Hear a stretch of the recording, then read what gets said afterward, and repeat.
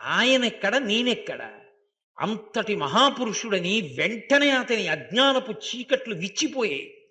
వెళ్ళి తిన్నగా కబీర్ దాస్ గారి కాళ్ళ మీద పడిపోయి కన్నీటితో ఆయన పాదాలు కడిగి అభిషేకం చేశాడు.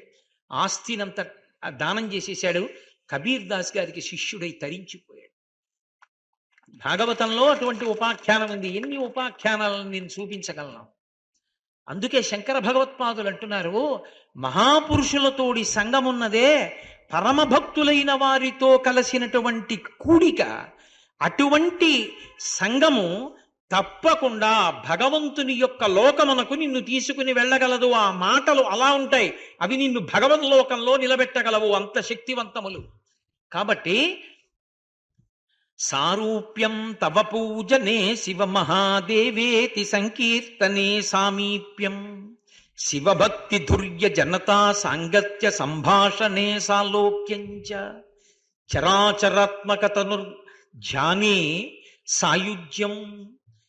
శంకర, ఈ చరాచరాత్మకమైనటువంటి జగత్తునంతటినీ కూడా నీ శరీరంగా భావన చేసి ధ్యానం చేస్తే నాకు సాయుజ్య మోక్షం వస్తుందండి. ఈ చరాచరాత్మకమైన ప్రపంచం అంటే, చరాచరములు అంటే స్థావర జంగమములు అని పేరు. స్థావరములు అంటే కదలని వాటిని అన్నింటినీ స్థావరములు అంటారు. చెట్లు ఉన్నాయనుకోండి కదలవు, అలాగే భూమిలోంచి లేచి అలాగే ఉంటాయి. మేక వచ్చి మీద పడి ఆకులు తినేనివ్వండి, రాళ్ళు పెట్టి కొట్టనివ్వండి, గొడ్డలి పెట్టి నరకనివ్వండి, ఒక్క అడుగు దాటి వెళ్ళదు, కదలకుండా ఉండిపోతుంది. కాబట్టి దాన్ని స్థావరం అంటారు. కదిలి వెళ్ళిపోయేటటువంటి వాటిని అన్నింటినీ జంగమములు అంటారు. ఇప్పుడు మనం ఉన్నాం అనుకోండి, మన జంగమములు అంటారు, ఎందుకంటే మనం కదిలి వెళ్ళిపోతాం.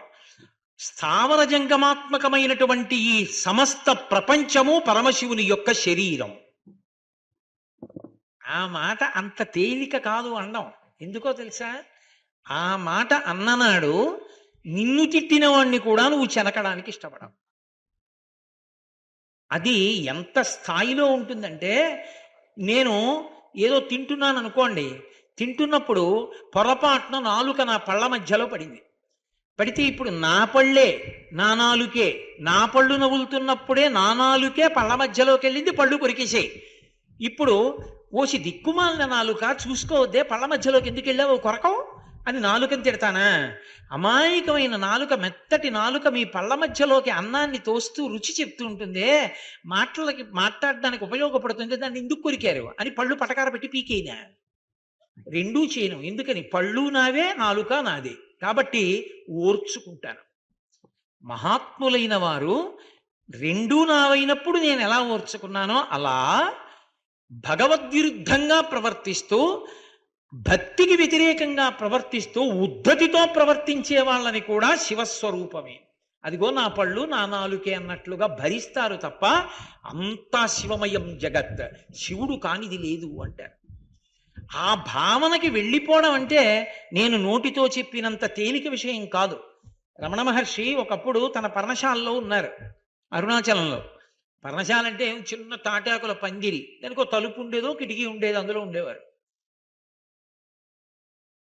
ఆచార్య పురుషులైనటువంటి శంకరులు మానవ జాతికంతటికీ కూడా మహోపకారం చెయ్యాలి అని సంకల్పం చేసి మోక్షము గురించి మాట్లాడుతున్నారు.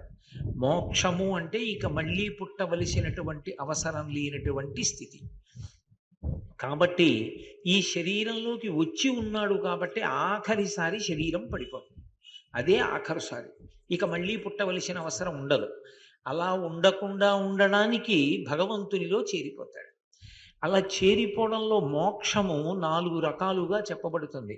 సారూప్య మోక్షము అని ఒక మోక్షం, సాలోక్య మోక్షము, సామీప్య మోక్షము, సాయుజ్య మోక్షము అని పిలుస్తారు. 4 రకాలైనటువంటి మోక్షాలు ఉంటాయి. ఇందులో అన్నిటికన్నా చాలా విశేషంగా చెప్పబడేటటువంటిది సాయుజ్యం. సాయుజ్యము అంటే ఇక రెండుగా బయలుదేరి ఒకటిగా మారిపోతాయి. ఇక అవిభాజ్యములు, వాటిని విడదీసి చూడడం కుదరదు. ఉదాహరణకి మీకు చెప్పాలి అంటే, నది ఎక్కడో పుడుతుంది, ప్రవహించి ప్రవహించి ప్రవహించి సముద్రంలో కలిసిపోతుంది. ఆ ఒకసారి కలిసిపోయిన తరువాత, అందుకే సాగర సంగమం పరమ పవిత్రమైనటువంటి స్థలము అని పిలుస్తారు. సాగర సంగమంలో స్నానం చేస్తే అంత పవిత్రత రావడానికి కారణం అదే. ఆ నది ప్రవహించి ప్రవహించి సముద్రంలో కలిసిపోతుంది. కలిసిపోయిన తర్వాత ఇప్పుడు ఇక నదీ జలమేది సముద్ర జలమేది అని అడిగారనుకోండి, ఇక విడదీసి చూపించడం కుదరదు. అందుకే భక్తి యొక్క చిట్ట చివరి స్థితి ఏది అంటే భగవంతుని యందు ఇక అవిభాజ్యమైన రీతిలో కలిసిపోవడం. అంకోలం నిజ బీజ సంతచరయస్కాంతోపలం సూచిక సాధ్వీ నైజ విభుం లతాక్షితిరుహం సింధు సరిద్వల్లభం ప్రాప్నోతీహ యథా తథా పశుపతే పాదారవిందద్వయం చేతో వృత్తి రూపేత్య తిష్టతి సదా సా భక్తి రిత్యుచ్యతే అంటారు శంకరులు ఒక చోట శివానంద లహరిలో. సింధు సరిద్వల్లభం, నది సముద్రములో కలిసిపోయినట్టు భగవంతుడిలో ఇక వేరు చేయడానికి వీలు లేకుండా జీవబ్రహ్మైక్య సిద్ధిని పొందుటయే సాయుజ్య మోక్షము. ఇది సాధారణంగా ఏం చెప్తారంటే ఈ శరీరాన్ని విడిచిపెట్టేసిన తర్వాత మోక్షం అనేటటువంటిది ఉంటుంది అని ఒక సిద్ధాంతం.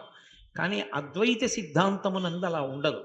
అద్వైత సిద్ధాంతమునకు ప్రాణం ఎక్కడుంటుందంటే శరీరము పడిపోయిన తరువాత మోక్షం వస్తుంది అని ఉండదు. అందుకే మోక్షము రెండు రకాలుగా చెప్పబడుతుంది. ఒక చోట జీవన్ముక్తి అంటారు. జీవన్ముక్తి అంటే జీవించి మోక్షమును పొంది ఉన్నాడు. రెండు విదేహముక్తి, శరీరము పడిపోయి మోక్షమును పొందాడు ఆ ఒక్క వ్యక్తి. కంచికామకోటి పీఠాధిపత్యం వహించారు మహాపురుషులు, ప్రాతస్మరణీయులు. ఎవరి పేరు ఉచ్చరిస్తే పాపాలు పోతాయో అంతటి మహానుభావుడు చంద్రశేఖరేంద్ర సరస్వతి మహాస్వామి. ఆ మహాస్వామి వారు శరీరంతో ఉండగా, అంటే మీకు అర్థం అవ్వాలి అంటే బ్రతికుండగానే ఆయన్ని జీవన్ముక్తుడు అంటారు. అంటే జీవించి ఉండి మోక్షమును పొందినవారు. అది అద్వైతానికి ప్రాణం ఆ సిద్ధాంతం. అప్పుడు ఆయన శరీరం పడిపోయాక మోక్షం కాదు, శరీరము నేను కాదు ఆత్మ నేను అన్న అనుభవంలోకి వెళ్ళిపోతారు. వెళ్ళిపోయినప్పుడు ఎప్పుడూ ధ్యానంలో ఉంటారు. ధ్యానం అంటే తాను ఆత్మగా రమిస్తూ ఉంటారు. అందుకే వారు ఆఖరాఖరణ ఇప్పటికీ ఉన్నాయి కామకోటి పీఠంలోనూ. కంచి వెళుతుంటే ఓ ఇంజనీరింగ్ కాలేజ్ ఉంది, అది దాటిన తర్వాత ఒక పెద్ద మ్యూజియం ఉంటుంది. అందులో మహాస్వామి వారు ఎక్కి ధ్యానంలోకి వెళ్ళిపోయి పరమానంద స్థితిని అనుభవించిన పల్లకీలు ఉంటాయి, మేనాలు వరుసగా పెట్టుంటాయి. వారు ఆ మేనాలోకి ఎక్కి కూర్చుని తనలో తాను రమిస్తూ ఆ బ్రహ్మానంద స్థితిని పొంది ఉండేవారు. మళ్ళీ వారంతట వారే బహిర్ముఖులయ్యేవారు. ఎప్పుడు వారివి కొన్ని అపురూప చిత్రాలు ఉంటాయి. వారు కొన్ని దేవాలయాల ముందు కూర్చుని పరమశివుడు పడుకుని ఉన్నట్టుగా ఉంటుంది ఒక క్షేత్రం. దాని కిందకి వెళ్ళి ఆయన పడుకున్నారు. ఆ భంగిమ మీరు ఎప్పుడైనా చూశారో లేదో నాకు తెలియదు. ఇప్పటికీ మహాస్వామి వారి బృందావనానికి ప్రదక్షిణం చేస్తుంటే కామకోటిలో కనపడుతుంది. ఆయన కాలు మీద కాలు వేసుకుని చుట్టుకుని పావులో పడుకుని ఉంటారు. అప్పుడు ఆయన బ్రహ్మానందాన్ని అనుభవిస్తూ ఇక శరీర సంబంధం లేకుండా ఉంటారు. దాన్ని జీవన్ముక్తుడు అంటారు. శరీరంతో ఉండి ఆత్మగా నిలబడి ఉంటారు. అది మోక్షస్థితి. అందుకే ఒకప్పుడు ఆయన్ని డాక్టర్లు వచ్చి పరీక్షించి అన్నీ అయిపోయిన తర్వాత వాళ్ళు మాట్లాడుకుంటుంటే ఆయన వచ్చి అన్నారు, మీరు నా శరీరాన్ని పరిశీలించి ఏం తెలుసుకున్నారో నాకు తెలుసు. నా కడుపులో ప్రేగులు ఒకదానితో ఒకటి అంటుకుపోయి ఉన్నాయి. దేనికి ఆ ప్రేగు విడిగా లేదు. ఎందుచేత అంటే ఈ శరీరానికి ఆకలి వేసినప్పుడు నేను చాలా రోజులు అన్నం పెట్టలేదు. వచ్చినటువంటి భక్తులు తన గోడు చెప్పుకుంటుంటే ఆ గోడు వింటూ ఉండిపోయేవారు. ఆయన ఏదో ఖచ్చితమైనటువంటి వేళలు, సందర్శన వేళలు, ఖచ్చితంగా వెళ్ళిపోవడం, ఖచ్చితంగా పడుకోవడం అలా ఉండేది కాదు మహాస్వామి వారి జీవితంలో. రాత్రి 3 గంటల వరకు భక్తుల గోడు విని 3 గంటలకు ఆయన స్నానం చేయడానికి వెళ్ళిపోయేవారు. ఒక్కొక్కసారి ఆయన ఉన్న ప్రదేశంలో 1000 మంది చుట్టూ చేరితే దర్శనం ఇవ్వడానికి నిచ్చెన వేసుకుని ఆయన ఉన్న ఇంటి మీదకి ఎక్కి దర్శనం ఇచ్చేవారు చుట్టూ తిరుగుతూ. అంతటి మహాపురుషుడు కనుకనే వేళ పట్టున దీనికి పెట్టలేదు అనేవారు. నేను తినలేదనేవారు కాదు, నేను ఆత్మ ఈ దీనికి పెట్టలేదు కాబట్టి ఆకలి వేసి వేసి దీని ప్రేగులు అంటుకుపోయాయి. అందుకని కడుపులో చాలా నిప్పెడుతూ ఉంటుంది దీనికి. ఆయన అంత నిప్పితో ఉన్నారని కూడా ఎవరికీ తెలియదు. ఈ 2 కళ్ళల్లో ఒక కన్ను సరిగ్గా పనిచేయట్లేదు, అది చూడలేకపోతోంది. మీరు ఈ విషయాలన్నీ తెలుసుకున్నారని నాకు తెలుసు. కానీ ఏనాడు సన్యాసం తీసుకున్నానో ఆనాడే నాకు ఈ శరీరం మీద నేనన్న భ్రాంతి లేదు. కాబట్టి నాకు దానితో పూనిక లేదని చెప్పారు. అది దాన్ని జీవన్ముక్తులు అంటారు. ఇక శరీరంతో సంబంధం లేకుండా ఆత్మగా నిలబడి ఉంటారు. సర్వవ్యాపకత్వంతో ఎప్పుడూ ఆనందంలో రమిస్తూ ఉంటారు. అటువంటి వారు కొంతకాలం అయిపోయిన తర్వాత శరీరం పడిపోతుంది. దానికి అది లక్షణం కదా. మరి 100 ఏళ్ళు వచ్చాక మహాస్వామి వారి శరీరం పడిపోయింది. ఆ శరీరం పడిపోతున్నప్పుడు కూడా వాళ్ళేం భయపడరు. సాక్షి మాత్రంగా చూస్తారు పడిపోతోంది శరీరం అని. వారికి ఊపిరి అందకపోతుంటే ఈ శరీరం పడిపోతోంది అని తెలుసుకున్నారు. తెలుసుకుని లేచి నిలబడి అమ్మగారి ఫోటో అలా పట్టుకెడుతుంటే పిలిచి ఒక్కసారి కళ్ళకద్దుకుని నమస్కారం చేసేవారు. ఈ శరీరాన్ని ఇచ్చినది అమ్మ. కామకోటి పీఠాధీశులకు అదొక నియమం. అమ్మని కూడా చూడరు, పూర్వాశ్రమం గుర్తొస్తుందని. ఎందుకంటే పీఠాధిపతి కూడా అమ్మకి నమస్కారం చేయాలి, తండ్రి చేయకూడదు. తండ్రి కొడుకైనా సరే పీఠాధిపతి అయితే కొడుక్కి నమస్కారం చేయాలి, తల్లికి మాత్రం పీఠాధిపతి అయినా నమస్కారం చేయాలి. అందుకే మహాస్వామి తల్లిని కూడా ఎన్నడూ చూసేవారు కాదు. మళ్ళీ ఆ పూర్వాశ్రమము, తల్లి కొడుకు అనుబంధాలు అన్నీ జ్ఞాపకం వస్తాయని. అటువంటి మహానుభావుడు శరీరం విడిచిపెట్టేసే ముందు మహాలక్ష్మమ్మ గారి యొక్క ఫోటో తెప్పించి ఒక్కసారి ఇలా కళ్ళకద్దుకుని నమస్కారం చేశారు. ఈ శరీరం ఇచ్చింది అమ్మ, ఇక ఈ శరీరంలోకి రాను. అందుకే ఆఖరి నమస్కారం అమ్మకి. లేచి నిలబడి కలవై వంక తిరిగారు. వాళ్ళ గురువు గారు సమాధైన ప్రదేశం. కలవై వంక తిరిగి నమస్కారం చేశారు. ఇక మళ్ళీ ఈ శరీరంలోకి రావలసిన అవసరం లేని జ్ఞానం ఇచ్చిన నా గురువున్న ప్రదేశం. కన్న తల్లికి కలవైకి నమస్కారం చేసి సిద్ధి పొందారు. ఇప్పటికీ వారెప్పుడూ మారేడు చెట్టు కింద ఉండేవారు. ఇప్పుడు ఆ ప్రదేశాన్ని ఒక గది కింద మార్చారు. వారు ఎక్కడ శరీరం వదిలిపెట్టేశారో అక్కడ ముగ్గు వేసి ఉంటుంది. అక్కడ ఇప్పటికీ మనం ప్రదక్షిణం చేయొచ్చు లోపలికి వెళ్ళి. కాబట్టి అటువంటి ముక్తి చచ్చిపోయిన తరువాత వచ్చేది కాదు, బ్రతికుండగానే మోక్షాన్ని అనుభవిస్తారు. ఆ జ్ఞానము కలిగితే ఆ ఆనంద ధారని అనుభవించడం వస్తుంది. కజితపి చిదానందలహరి అంటారు శంకరాచార్యుల వారు సౌందర్య లహరిలో. అటువంటి మోక్షం చచ్చిపోయిన తరువాత వచ్చేది కాదురా. ఒక మోక్షం కాదు, 4 మోక్షములు ఇక్కడే అనుభవించవచ్చు. శంకర భగవత్పాదులు నిర్ధారించినటువంటి పరమ గంభీరమైనటువంటి శ్లోకం. అసలు మనం ఎన్నడూ కూడా ఊహకు కూడా అందనటువంటి విషయాలు శంకర భగవత్పాదులు జగదాచార్య స్థాయిలో మహాపురుషులై మానవాళిని ఉద్ధరించడానికి అందించినటువంటి అమృత భాండం వంటి శ్లోకం. అందులో శంకరులు అంటారు, సారూప్యం తవ పూజనే శివ మహాదేవేతి సంకీర్తనే సామీప్యం శివభక్తి ధుర్య జనతా సాంగత్య సంభాషణే సాలోక్యం చరాచరాత్మక తనుర్మధ్యే తనుధ్యానే భవానీపతే సాయుజ్యం మమ సిద్ధమత్ర భవతి స్వామిన్ కృతార్థోస్మ్యహం అన్నారు. స్వామిన్, హే స్వామి, భరించేటటువంటి వాడా, అందటికీ ప్రభువా, పరమశివ, కృతార్థోస్మ్యహం, అహం నేను కృతార్థుడనైనాను. ఇందుచేత ఎప్పుడో శరీరం పడిపోయిన తరువాత మోక్షం అనుభవించడం కాదు, ఇక్కడే ఇప్పుడే ఈ క్షణంలోనే నేను 4 రకములైనటువంటి మోక్షములను అనుభవిస్తున్నాను.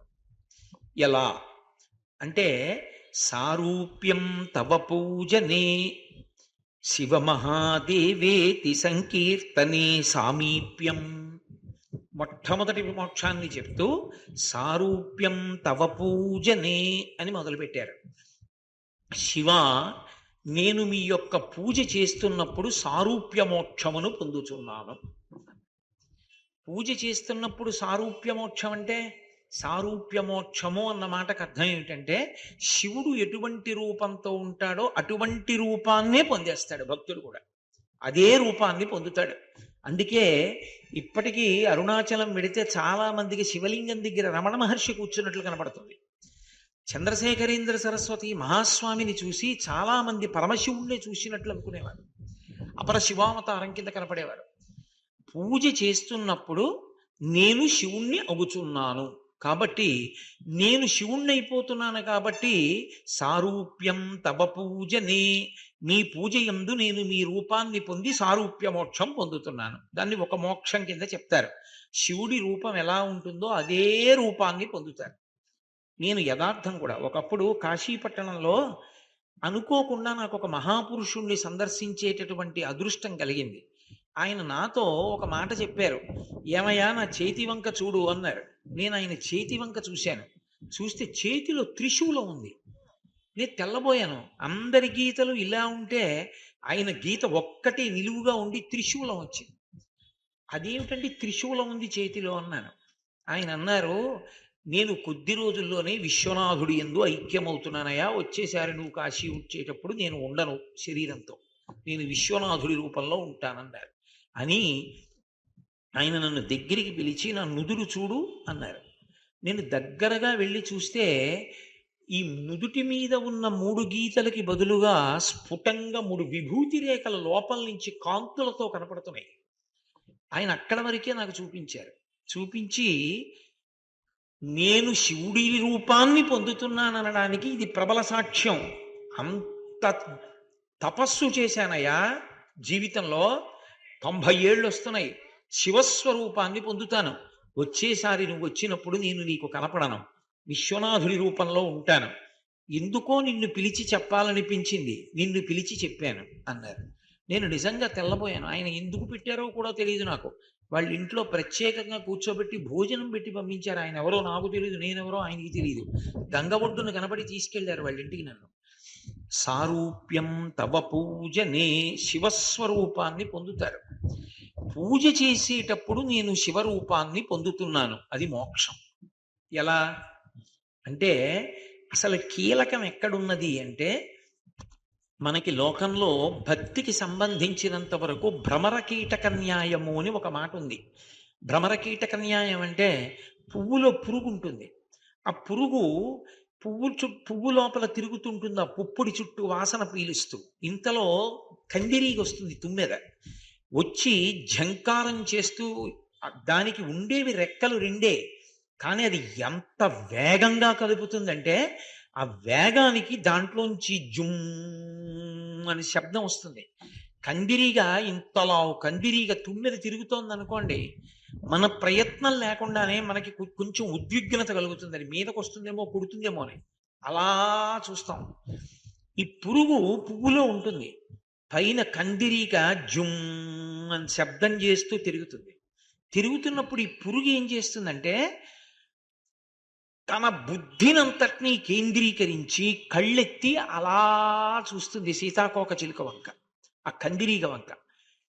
మొత్తం ధ్యానం అంతా కూడా దాని మీదే పెట్టి చూడడంలో కొద్ది నిమిషాలకి ఇది కందిరీగ ఎగిరిపోతుంది, శరీరం మారిపోతుంది, మారిపోయి కందిరీగ అయిపోతుంది. భ్రమర కీటక న్యాయం అంటారు దాన్ని సంస్కృతంలో. అలా మారతాయి కీటకాలు, భ్రమరములై ఎగిరిపోతుంటాయి. అంటే పూర్తి దృష్టితో అలా చూసిన కారణం చేత దేన్ని అలా చూశాడో అది తానైపోతుంది. పూజలో అలా చూడు భగవంతుడు, అది శంకరాచార్యుల వారి ప్రతిపాదన. అందుకే నా రుద్రో రుద్రమర్చయేత్ అని మహన్యాసంలో ఒక మాట చెప్తారు. అసలు రుద్రుడివి కాకుండా నువ్వు రుద్రుణ్ణి పూజ చెయ్యలేవు. రుద్రుడివి కావాలంటే న్యాసము అని ఒక మాట ఉంటుంది. న్యాసము అన్న మాటకు అర్థం ఏమిటంటే నిక్షేపించుట అని. ఉపన్యాసము అన్నాను అనుకోండి, ఉప అంటే సమీపమునందు. దేని సమీపము? భగవంతునికి సమీపంలో నా బుద్ధిని న్యాసం చేశాను. న్యాసం చేశాను కాబట్టి బుద్ధి భగవంతుడికి దగ్గరగా ఉంది కాబట్టి దానికి సంబంధించిన ఆలోచనలే మనసులో తిరుగుతుంటే ఆ మాటలే నాలోంచి ఉపన్యాసంగా పైకొస్తున్నాయి. నా బుద్ధి అక్కడి నుంచి దూరంగా తొలగిపోయింది అనుకోండి, ఇంకో విషయం మీదకి వెళ్ళిపోయింది అనుకోండి, ఉపన్యాసం అయిపోతుంది. ఎందుకని బుద్ధి అక్కడ లేదు భగవంతుడి దగ్గర, ఇంకో వైపుకి వెళ్ళిపోతే ఆగిపోతుంది. కాబట్టి ఉపన్యాసము, న్యాసము అంటే నిక్షేపించుట. మహన్యాసము, మహన్యాసము అంటే మహత్ అంటే అంతటా నిండి నిబిడీకృతమైనటువంటి పరమశివ తత్వం. ఆ పరమశివ తత్వాన్నంతటినీ కూడా న్యాసం అంటే తన శరీరంలోకి చేరుస్తాడు, నిక్షేపిస్తాడు. ఆ శివతత్వాన్ని లాగుతాడు అన్ని వైపుల నుంచి, లాక్కుని తన శరీరంలోకి తీసుకుంటాడు. తీసుకుంటే ఆ మహాన్యాసం చేసినప్పుడు బాగా బుద్ధిని నిలబెట్టి న్యాసం చేస్తే అసలు ఒళ్ళు పులకరింతలొచ్చి రోమాంచితమై అపారమైనటువంటి తేజస్సుతో తాను వేరొక శివస్వరూపుడవుతాడు. అయి శివుణ్ణి పూజ చేస్తాడు అప్పుడు. నా రుద్రో రుద్రమర్చయేత్, రుద్రుడు కాకుండా రుద్రుణ్ణి పూజ చేయకూడదు. అందుకని మహాన్యాసం. అందుకే మహాన్యాసం చేసినప్పుడు పంచాంగన్యాసము అని విడగొట్టారు పెద్దలు. 5 అంగన్యాసములు జరుగుతాయి.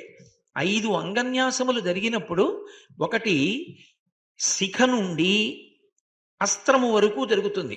జరిగినప్పుడు 31 న్యాసములు జరుగుతాయి. రెండవ సమయంలో తల నుండి పాదముల వరకు జరుగుతుంది. అప్పుడు 10 న్యాసములు జరుగుతాయి.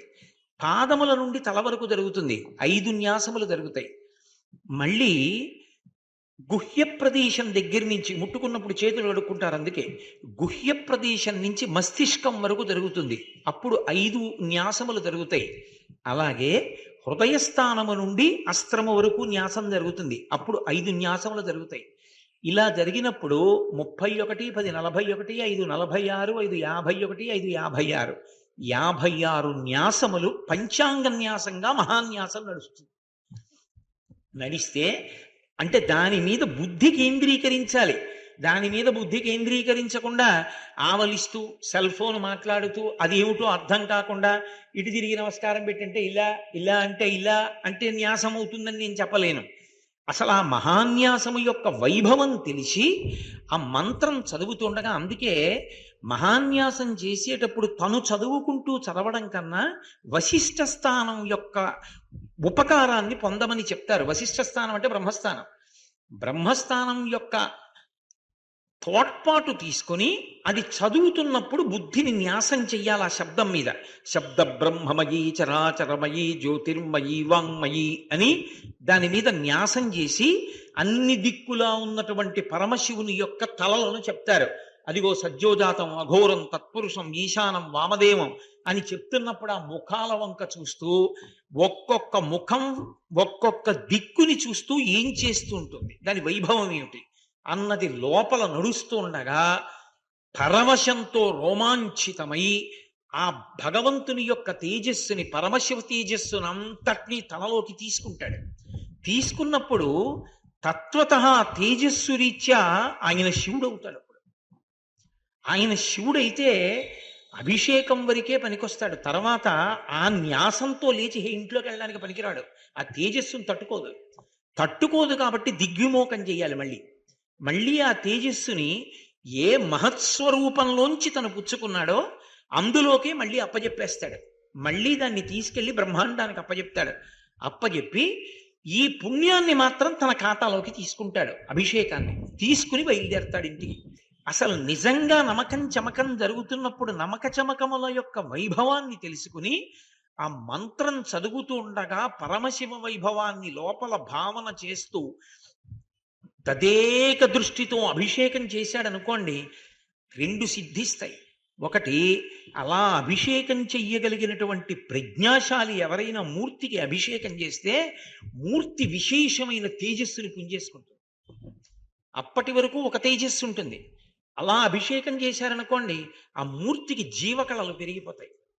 ఎంత కొట్టొచ్చినట్టుగా తేజస్సు వచ్చేస్తుంది మళ్ళీ అలంకారం చేసేటప్పటికి.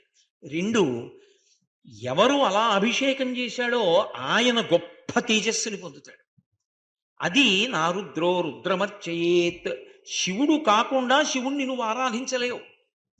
కాబట్టి అసలు పూజ చేసేటప్పుడు సారూప్యం తవ పూజనే అని శంకర భగవత్పాదులు అన్నారు. అంటే ఆ మాటకు అర్థం ఏమిటంటే, ఎప్పుడు నేను కోటేశ్వరరావుని పనికి మాలినవాణ్ణి చేతకానివాణ్ణి అంటూ కూర్చుని పూజ చేయడం కాదు. ఒక కీటకము కందిరీగని చూస్తూ దృష్టంతా దాని మీద పెట్టేసిన కారణం చేత తాను కందిరీగ ఎలా అయిపోయిందో అలా పరమశివుని యందు దృష్టి పెట్టాలి. అలా దృష్టి పెట్టినటువంటి కారణం చేత తాను శివ తేజస్సుని పొందేస్తుంటాడు. దీన్నే శివమహాపురాణంలో ఒక విశేషం చెప్తారు. అందుకే నమక చమక వైభవాన్ని జాగ్రత్తగా తెలుసుకుని ఆ శివతత్వం బాగా వంట పట్టినటువంటి వాడు అభిషేకం చేసి దిగ్విమోకం చేసి బయటికి రాగానే పూజా మందిరంలోంచి ఎవరైనా ఆయన్ని కాని చూస్తే ఆ చూసిన వాడికి త్రివేణీ సంగమ స్నాన ఫలితం వేసేయమన్నారు. ఆయన బట్ట విప్పక ముందు, అంటే ఆయన పూజ చేసుకుని బయటికి వచ్చినటువంటి బట్ట విప్పి మామూలు బట్ట కట్టేసుకున్నాడు అనుకోండి, అప్పుడికి ఉండదు. ఆయన ఆ పూజ బట్టలతో దిగి రాగానే ఆయన దగ్గరికి వెళ్ళి చూశారనుకోండి, వెంటనే ఏం వెయ్యాలంటే అలా చూసిన వాడెవడో వాడికి త్రివేణీ సంగమ స్నాన ఫలితం వేసేయమన్నారు. సంకల్ప సహితంగా చేసినట్టే. అంటే అది శివస్వరూపాన్ని చూసినటువంటి ఫలితం. దాన్ని త్రివేణీ సంగమ స్నాన ఫలితంతో సమానంగా దర్శనం చేసిన వాడి ఖాతాలో వేస్తారు. అంటే పూజ చేసేటప్పుడు కేవలంగా పూజ చేస్తున్నామని కాకుండా అసలు ఆ తేజస్సు ఆ మూర్తిని చూస్తున్నప్పుడు ఎంత ఆనందం అనుభవించాలి అన్నది చెప్తుంది. అందుకే అసలు నమక చమకాలు కాదండి, అసలు నమక చమకాల వరకు ఎందుకు, అక్కడ వరకు వెళ్ళమని చెప్పలేదు యజుర్వేదం. యజుర్వేదం ఏం చెప్పిందంటే ఎవరికి ఫలితం వస్తోందని చెప్పిందంటే అభిషేకం వరకు అక్కర్లేదు.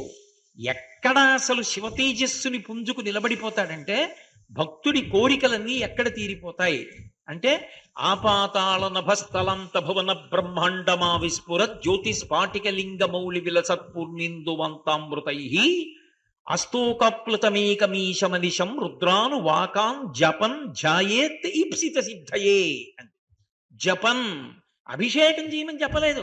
నువ్వు జపం చేయి, రుద్రాన్ని నమక చమకాల్ని జపం చేయి. కూర్చుని ఆ భావనతో వెన్నుపాము నిటారుగా పెట్టి శివ తేజస్సుని నమక చమకాల్లో చెప్పిన వాటి వ్యాఖ్యానాలు మనసులో మెదులుతుండగా ఆ శివతత్వాన్ని అదే దృష్టితో చూస్తూ మధ్యలో ఆఫీస్కి వెళ్ళాక ఏమవుతుంది, ఇవాళ కూరలు ఏం తెచ్చుకోవాలి, రేపు తాడేపల్లిగూడెంలో ఉపన్యాసం ఏం చెప్పాలి, ఇవి కాదు. ఆ శివ తేజస్సునందే మనసు పెట్టి అసలు శివలింగ స్వరూపాన్ని ధ్యానం చేస్తే చాలు. ఎలా చేస్తావు? ఆపాతాళ నభస్థలంత భువన బ్రహ్మాండమా విస్ఫురత్, పాతాళం దగ్గర నుంచి స్వర్గలోకం వరకు పెరిగిపోయినటువంటి బ్రహ్మాండ స్వరూపమైనటువంటి శివలింగం, దాని మీద చంద్రబింబం, చంద్రబింబం నుంచి పడుతున్నటువంటి అమృతధార, ఆ అమృతధారలో తడిసిపోయినటువంటి శివలింగం. అసలు ముందు అది ధ్యానం చెయ్యాలి. అది ఏమీ లేకుండా ఉత్తినే నేను గడగడగడగడ చదివేస్తానండి, నేను అభిషేకం చేసేస్తానండి అంటే ఆ ధ్యానం లేనిది నీకు ఎక్కడి నుంచి వస్తుంది? ఆ తాదాత్మ్యత ఎక్కడి నుంచి వస్తుంది నీకు? అసలు ముందు అందుకే లఘున్యాసము మహాన్యాసము అని రెండు కింద విడిపోతుంది అభిషేకంలో. న్యాసం చేసేటప్పుడు మహాన్యాసంతో ఒకసారి చేస్తారు, ఒక్కొక్కసారి దాని యందు నిష్ణాతులైతే లఘున్యాసం చేసి అభిషేకం చేసేస్తారు. ఆ చేసేటప్పుడు అలా ధ్యానం చేస్తే నీవు శివుడు అవుతావు. ఎలా అవుతావో తెలుసా? నేను మీకు ఒక ఉదాహరణ చెప్పాలి అంటే శివలింగం ఎలా ఉంటుంది, ఇలా ఉంటుంది. దానికి కరచరణాదులు ఉండవు, కాళ్ళు చేతులు ఉండవు, అరూపరూపి అంటారు. అందుకే ఇప్పుడు ఆ శివలింగ రూపం ఇలా గుండ్రంగా ఎందుకు వస్తుందంటే మనని అనుగ్రహించడానికి అలా వచ్చింది. నీ రూపంబు కనంగా నాకు దృష్టి లేదు అంటాడు దుర్జటి. అసలు నిన్ను నేను ఎలా చూడాలో నాకు అర్థం కావట్లేదు, నువ్వే అనుగ్రహించి నాకు చూపించవయా, అసలు నువ్వు ఎలా ఉంటావో అంటాడు. నీ రూపంబు తలంపగా తుది మొదల్నే కాన నీవైన చోర అరారమ్మనియంచు చెప్పవు వృధారంభంబులింకేటికిన్ పాలన్ముంచుము నిటముంచుమిక నిన్నే నమ్మినాడంజుమి శ్రీరామార్చిత పాద పద్మజుగళా శ్రీకాళహస్తీశ్వర అన్నాడు. నాకు అర్థం కావట్లేదు అసలు ఈ శివలింగ తత్వం. ఈశ్వర నువ్వే చెప్పు, పాలన్ ముంచుతావో నీళ్లలో ముంచుతావో నీ ఇష్టం, చెప్పినా చెప్పకపోయినా నీ ఇష్టం, చెబితే నాకు అర్థం అవుతుంది, లేకపోతే నాకు అర్థం అవట్లేదు అన్నాడు. ఇలా ఉంటుంది శివలింగం. ఇలా ఉన్న శివలింగం మన కోసమని తగ్గుతూ వచ్చి అలా కనపడుతోంది అభిషేకం పొందడానికి. అది నిజానికి వ్యాప్తి చెందింది అనుకోండి. ఇలా ఉన్నది ఇలా ఇలా ఇలా అలా చుట్టుకుంటూ వెళ్ళింది అనుకోండి. అప్పుడు ఈ బ్రహ్మాండం అంతా ఏమిటి?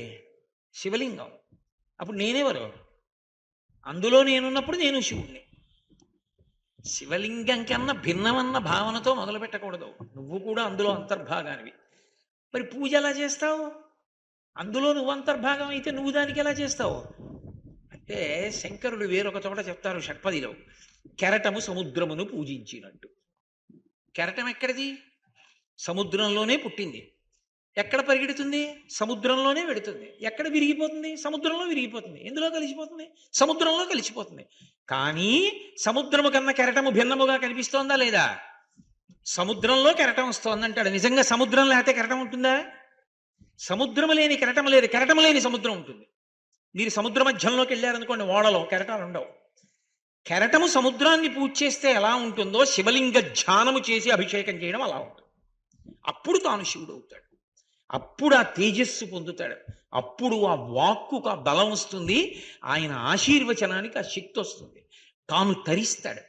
అప్పుడు రోమాంచితమైపోయి పరమానందంతో అందుకు వశిష్ఠ సహాయం తీసుకోండి అనడానికి కారణం ఏమిటో తెలుసా?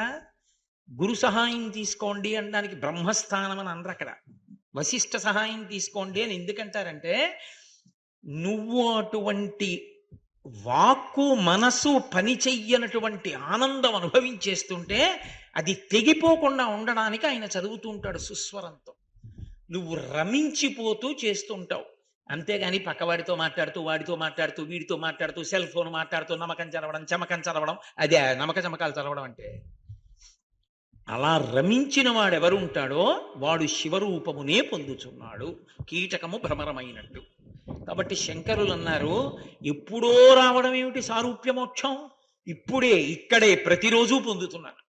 నిన్ను అభిషేకం చేస్తున్నప్పుడు, నిన్ను పూజ చేస్తున్నప్పుడు నేను సారూప్యాన్ని పొందుతున్నాను. నీలా నేనైపోతున్నాను. కాబట్టి ఆ మోక్షం నాకు వస్తోంది. కాబట్టి సారూప్యం తవ పూజనే శివమహాదేవేతి సంకీర్తనే సామీప్యం. శ్లోకాన్ని కొద్దిగా మార్చి చదవాలి అప్పుడు వ్యాఖ్యానం సమయంలో. కాబట్టి నాకు సామీప్య మోక్షం వస్తోంది. ఎప్పుడు అంటే శివమహాదేవేతి సంకీర్తనే సామీప్యం. శివ మహాదేవా అని నేను బ్రహ్మాండమైనటువంటి కీర్తన చేస్తున్నప్పుడు నేను సామీప్య మోక్షమునందున్నాను. సామీప్యం అంటే దగ్గరగా ఉండడం. దగ్గరగా ఉంటే సామీప్యం అంటారు. అప్పుడు శివుడు ఇలా కూర్చుని ఉంటే శివుడికి పాదాలకు దగ్గరగా కూర్చుంటాడు. ఎలా జరుగుతాడు? అలా జరగడానికి శివుడు అక్కడ ఉన్నాడండి అంటే వెళ్ళి కూర్చోవచ్చు. శివుడు అంతటా ఉన్నాడు. మరి నువ్వెలా దగ్గరికి వెడతావు అంటే సంకీర్తనే. సంగీతంలో రెండు ఉంటాయి, కీర్తన కృతి అని రెండు ఉంటాయి. కీర్తన అంటే భగవంతుని యొక్క గుణములను కీర్తన చేయడం, భగవత్ తత్వాన్ని కీర్తించడం. ఇంకొకటి ఉంటుంది, దాన్ని కృతి అంటారు. కృతి అంటే భగవత్ తత్వానికి సంబంధించినటువంటి విశేషాల్ని తాను అనుభవించి గానం రూపంలోకి తీసుకురావడం. కీర్తన చేసేటప్పుడు ఏమవుతుందంటే, అందుకే కీర్తనకి శుకబ్రహ్మ. ఆ కీర్తన చేసేటప్పుడు ఏమవుతుందంటే పరమ సంతోషాన్ని పొందేస్తాడు. ఆనందంతో ఆ కీర్తన చేస్తూ చేస్తూ చేస్తూ పాట పాడుతూ శివమహాదేవేతి సంకీర్తనే నాదం అని ఒక మాట అంటుంది త్యాగరాజస్వామి. నాదతను మనిషం శంకరం అంటారు. నాదము ఎవరు అంటే పరమశివుని యొక్క స్వరూపము. నాదం అంటే స్వరము, రాగము అని రెండు సంగీతంలో ప్రక్రియలు. గానం చేస్తుండగా చేస్తుండగా చేస్తుండగా ఈ శబ్దమంతా ఎక్కడ నుంచి ఉత్పన్నమవుతోందో చెవులు మూసుకుని వింటే లోపల నుంచి జుమ్ అని శబ్దం వస్తుంటుంది. లోపల నుంచి ఎక్కడ ధ్వని బయలుదేరుతోందో అక్కడికి వెళ్ళిపోతాడు. వెళ్ళిపోయినప్పుడు ఒక్క క్షణం ఆపేస్తాడు పాటని. ఆపేసి ఆ నాదమునందు లీనమైపోతాడు. ఆ నాదమునందు లీనమైపోయినప్పుడు తాను శివుడైపోయి ఉన్నాడు. శివుడికి దగ్గరగా జరిగిపోయాడు. ఆ నాదమే శివుని యొక్క శరీరము. అక్కడికి వెళ్ళిపోతాడు. అందుకే సంగీతం నాదోపాసన అనడానికి కారణం అదే. ఉపాసన అని పిలవడానికి కారణం అందుకొచ్చింది. అది ఒక్కొక్కరు ఒక్కొక్క రకంగా అనుభవిస్తూ ఉంటారు. మహానుభావుడు ముత్తుస్వామి దీక్షితారు వారు అమ్మవారిని కీర్తన చేస్తుంటే ఎంత సామీప్యమునకు వెళ్ళిపోగలిగేవారంటే, ఆయన చిట్ట చివర మహారాజు పరిగెత్తుకొచ్చి చెప్పాడు, నా ఏనుగు శ్మశానంలోకి వెళ్ళి ఘీంకరిస్తోంది, అమంగళం జరుగుతుంది, ఎవరో మహాత్ముడు వెళ్ళిపోతాడు, నాకు ఆపద వస్తుందేమో అనుకుంటున్నానన్నాడు. నీకేం అవదన్నారు అని ఆయన గమనించారు. నేనే శరీరం విడిచిపెట్టే సమయం ఆసన్నమైపోయిందని శిష్యులందరినీ పిలిచి పాట పాడమని పశుపాశ విమోచని కామాక్షి అని కీర్తన చేశారు. చేసేటప్పటికీ సామీప్యం ఇక్కడే అమ్మవారిని ధ్యానం చేస్తూ ఉండగా ఆయనలోంచి జ్యోతి బయటికి వచ్చి పూజామందిరంలో ఉన్న కామాక్షి మూర్తి యందు ఐక్యమైపోయింది. దీక్షితారు వారు ఒరిగిపోయారు. సామీప్యం భగవంతుడికి దగ్గరగా పెడతారు. ఆ వెళ్ళిన స్థితిలో పూజ మనకు అర్థం కాదు. అందుకే ఎప్పుడూ ఎవరి పూజ చూడవద్దు అని చెప్తారు. పిచ్చి పిచ్చి ప్రశ్నలు అడుగుతుంటారు కొంతమంది, మీరు పూజ చేసుకుంటుంటే ఒకసారి చూడమండి అని. నిజంగా మహాత్ముల పూజ ఎలా ఉంటుందో తెలుసా? పిచ్చడి పూజలా ఉంటుంది. ఎప్పుడూ ఒక్క స్థాయిలోనే కొట్టుకునేవాడి పూజ గురించి నేను చెప్పట్లా. నేను శంకర భగవత్పాదులు చెప్పినటువంటి స్థాయి గురించి చెప్తున్నాను. ఖచ్చితపి చిదానందలహరి, ఎవరో ఒక్కడున్నాడమ్మా అలాంటి వాడు అని. నిజంగా అలా పూజ చేసేటటువంటి వాడి పూజ పిచ్చివాడి పూజలా ఉంటుంది. ఎందుకో తెలుసా? ఆయన భంగిమలు, ఆయన తాదాత్మ్యత, ఆయన స్థితి ఆ పూజలో అలా ఉంటాయి. నేను మీకు ఒక ఉదాహరణ చెప్తే మీరు పట్టుకుంటారు. భగవంతుడికి పూజ చేసేటప్పుడు తాను ఈశ్వరుడికి ఉపచారం చెయ్యాలి కదా. ఉపచారం చేయడానికి దగ్గరగా కూర్చున్నారనుకోండి. ఇప్పుడు మీరు ఓ ఉదాహరణకి చెప్తున్నాను, నాకు చెయ్యమని కాదు, అలాంటి కోరికలు నాకు లేవు. ఉదాహరణకి చెప్తున్నాను. ఏదో నా పాదాలకి నమస్కారం చేసి నా పాదాల మీద 2 పువ్వులు వేద్దాం అనుకున్నారనుకోండి మీరు. నేను నా పాదాలు అసలు మీకు అనుగ్రహిస్తే కదా, నేను నా పాదాలు అక్కడ పెడితే కదా మీరు పూజ చేయడం. ఒక్కనాటికి నేను పుచ్చుకోనండి అలా పూజ అన్నాను అనుకోండి, మీరు చేయగలరా పూజ? నేను నా 2 పాదాలు అలా గుండ్రంగా ఉన్న పాదపీఠం మీద పెట్టాను అనుకోండి. ఇప్పుడు మీరు పూజ చేద్దామని నా పాదాల దగ్గర కూర్చున్నారు, మీకు పరవశం కలిగింది. అలా కాదు, ఒక్కసారి ఆ 2 పాదాలు నా చేతుల్లో పెట్టండి అన్నారు. ఇప్పుడు మీరు లాక్కుంటారా, నేను పెట్టాలా మీ చేతిలో? నేను పెట్టాలి. ఇదే భాగవతంలో పోతన గారు వర్ణిస్తారు. కదలిన బాహుపద క్రమంబున రమము సూపెడి నూపురములవాని అంటారు. అప్పుడు పరమేశ్వరుడు ఏం చేయాలి? ఓయ్ కోటేశ్వరరావు, పట్టుకో నా పాదాలు అని 2 పాదములు ఎత్తి చేతుల్లో పెట్టాడు అనుకోండి.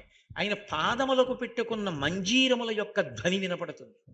అది పక్కనున్న వాడికి ఎవరికైనా వినపడుతుందా?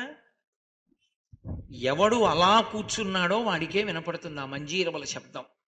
ఇప్పుడు ఇలా అంటాడు, ఆ 2 చేతుల్లో పెడతాడు శివుడు. గృహీత్వా హస్తాభ్యాం శిరసి నయనే వక్ష శివహన్. శివానంద లహరిలోనే చెప్పారు శంకరాచార్యుల వారు శ్లోకంలో. ఆ చేతుల్లో పట్టుకున్నాడు. పట్టుకుని ఊరుకోగలడా? అబ్బా శంకరా, తల మీద పెట్టండి ఒక్కసారి పాదాలు అని గభాలంలో వంగాడు. ఆయన 2 పాదాలు తల మీద పెట్టారు.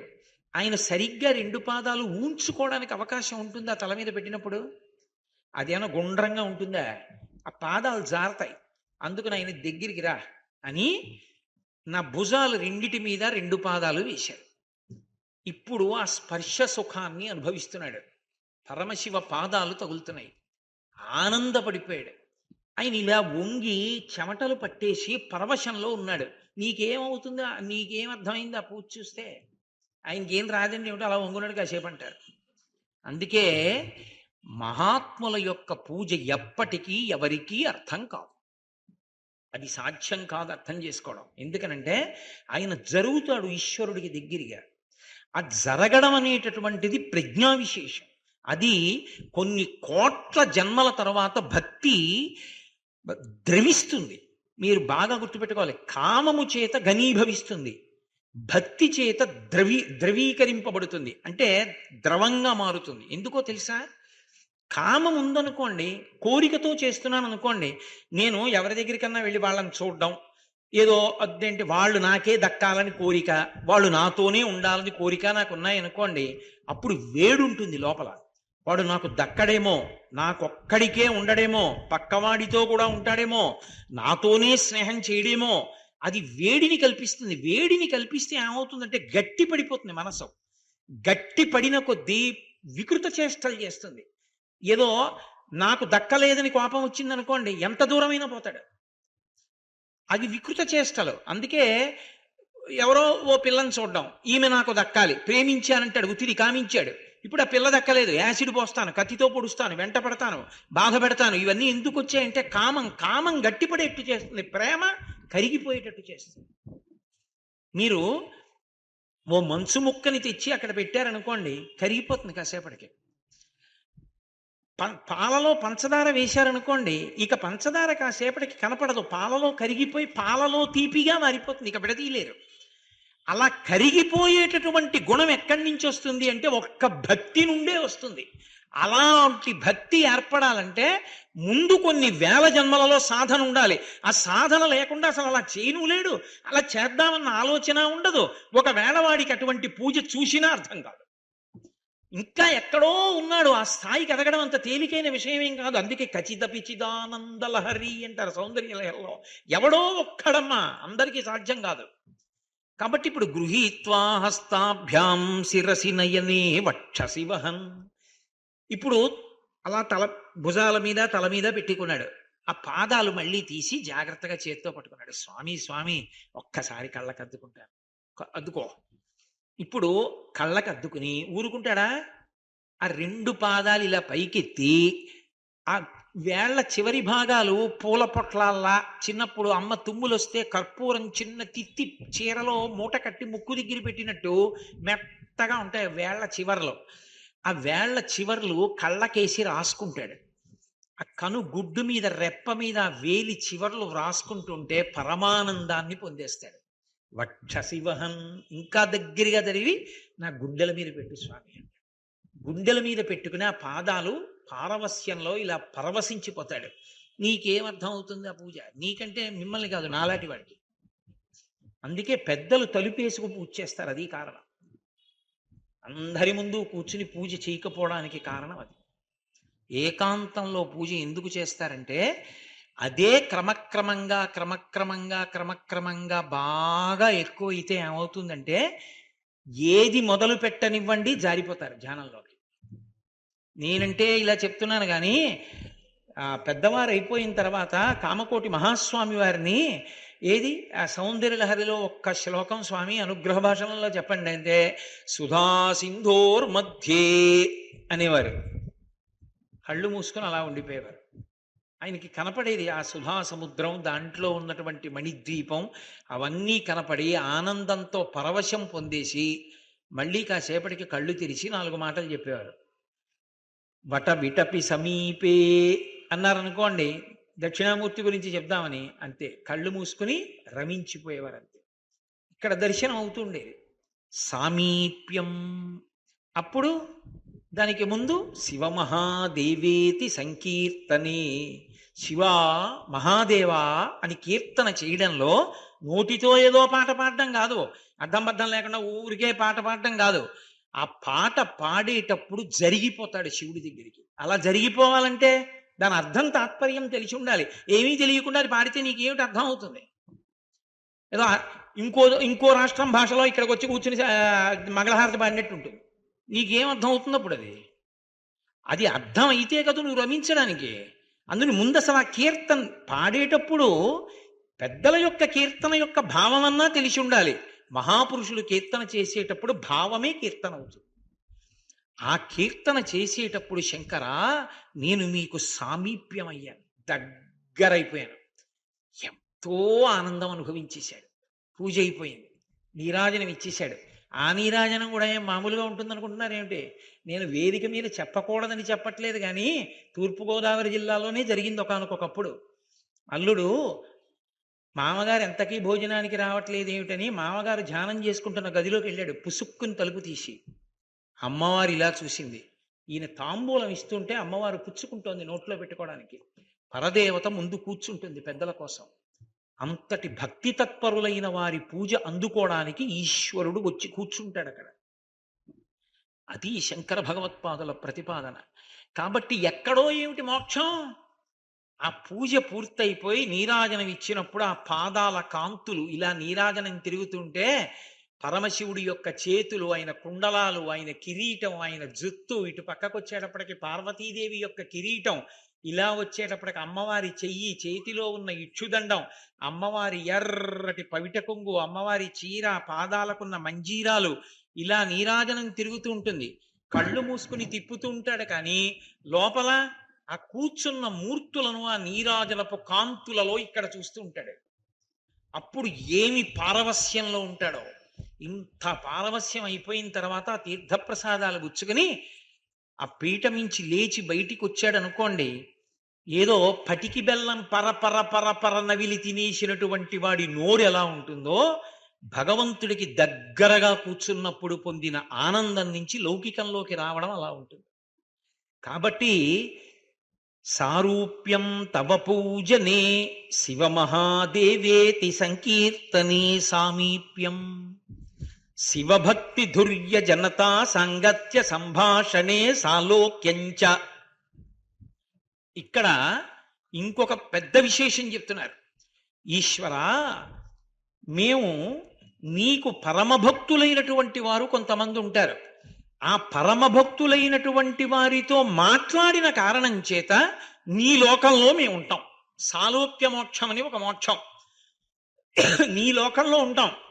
నీ లోకంలో ఉండడం అంటే పూజా విధానంలో అది ఒక పద్ధతి. అందుకే పూజ గదిలోకి వెళ్లే ముందే ఏం చేస్తారంటే పెద్దలు ఎవరు కూడా గభాలను తలుపు తీసి లోపలికి వెళ్ళారు పూజా మందిరాల్లోకి.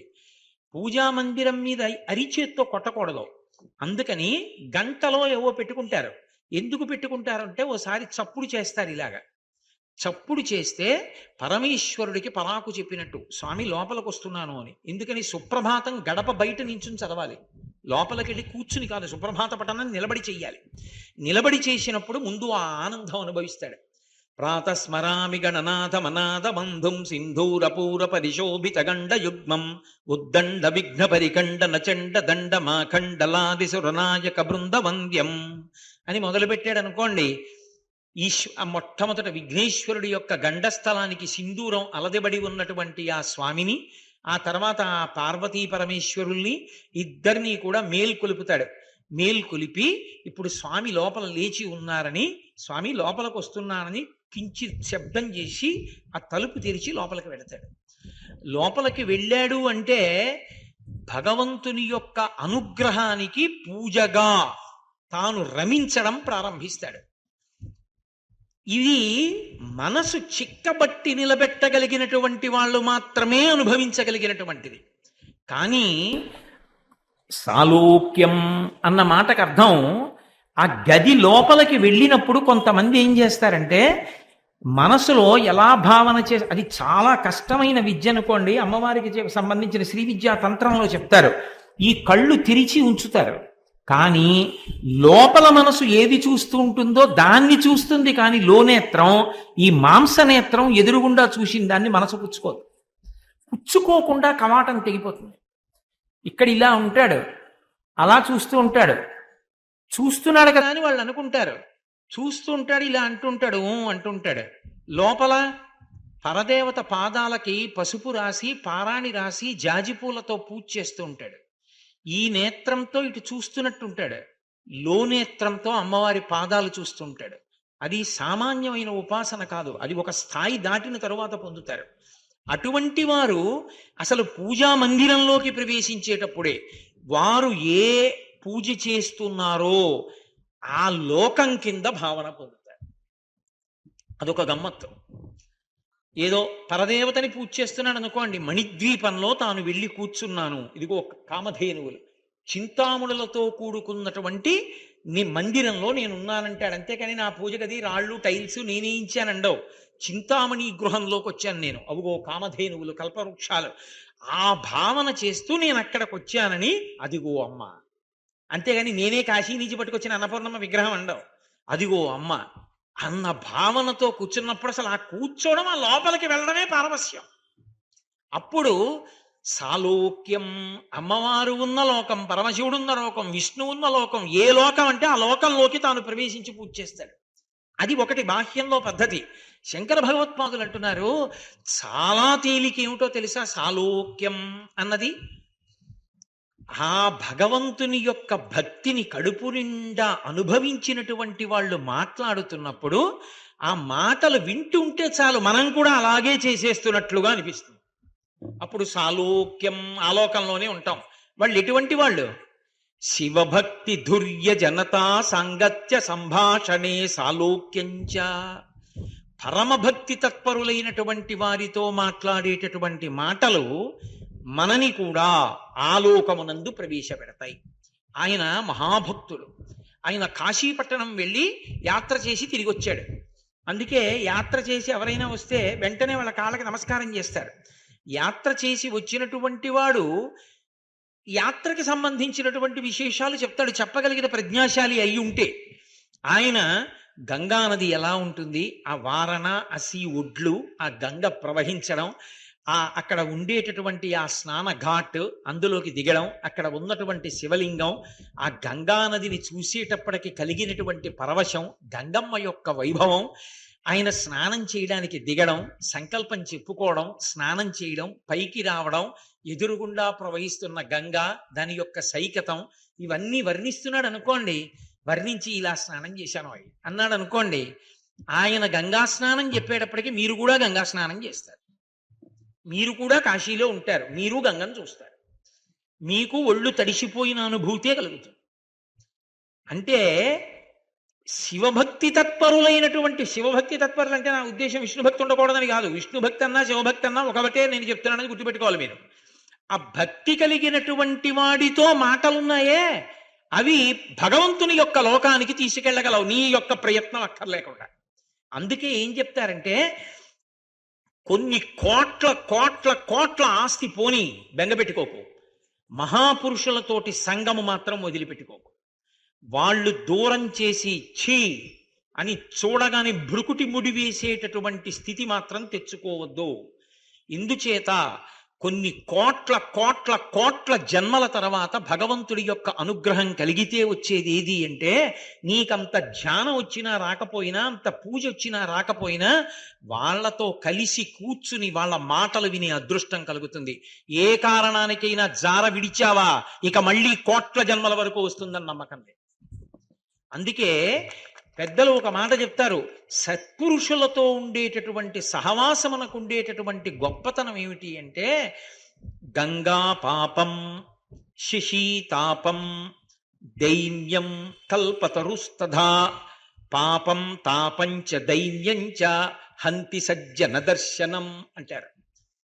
బాగా నన్ను పాపాలు పట్టేసుకున్నాయండి, పూర్వం తెలియదు, అయ్యో ఎన్నో తప్పులు చేసేసానండి, ఎలా ఈ పాపాలు పోవడం అంటే, పాపం పోవాలంటే గంగా పాపం, గంగ దగ్గరికి వెళ్ళి గంగలో స్నానం చేస్తే పాపం పోతుంది. చాలా తాపంగా ఉందనుకోండి ఒక్కపోతగా, బయటికి వచ్చి కూర్చుని చంద్రబింబం వంక చూస్తే మంచి ఆహ్లాదంగా ఉంటుంది, తాపం పోతుంది. దీనత్వం ఉందనుకోండి, అయ్యో నాకు అది లేదు ఇది లేదు అది లేదు ఇది లేదు అని ఏడుపు ఉందనుకోండి, కల్పవృక్షం దగ్గరికి వెళ్ళి ప్రార్థన చేస్తే దైన్యం పోతుంది.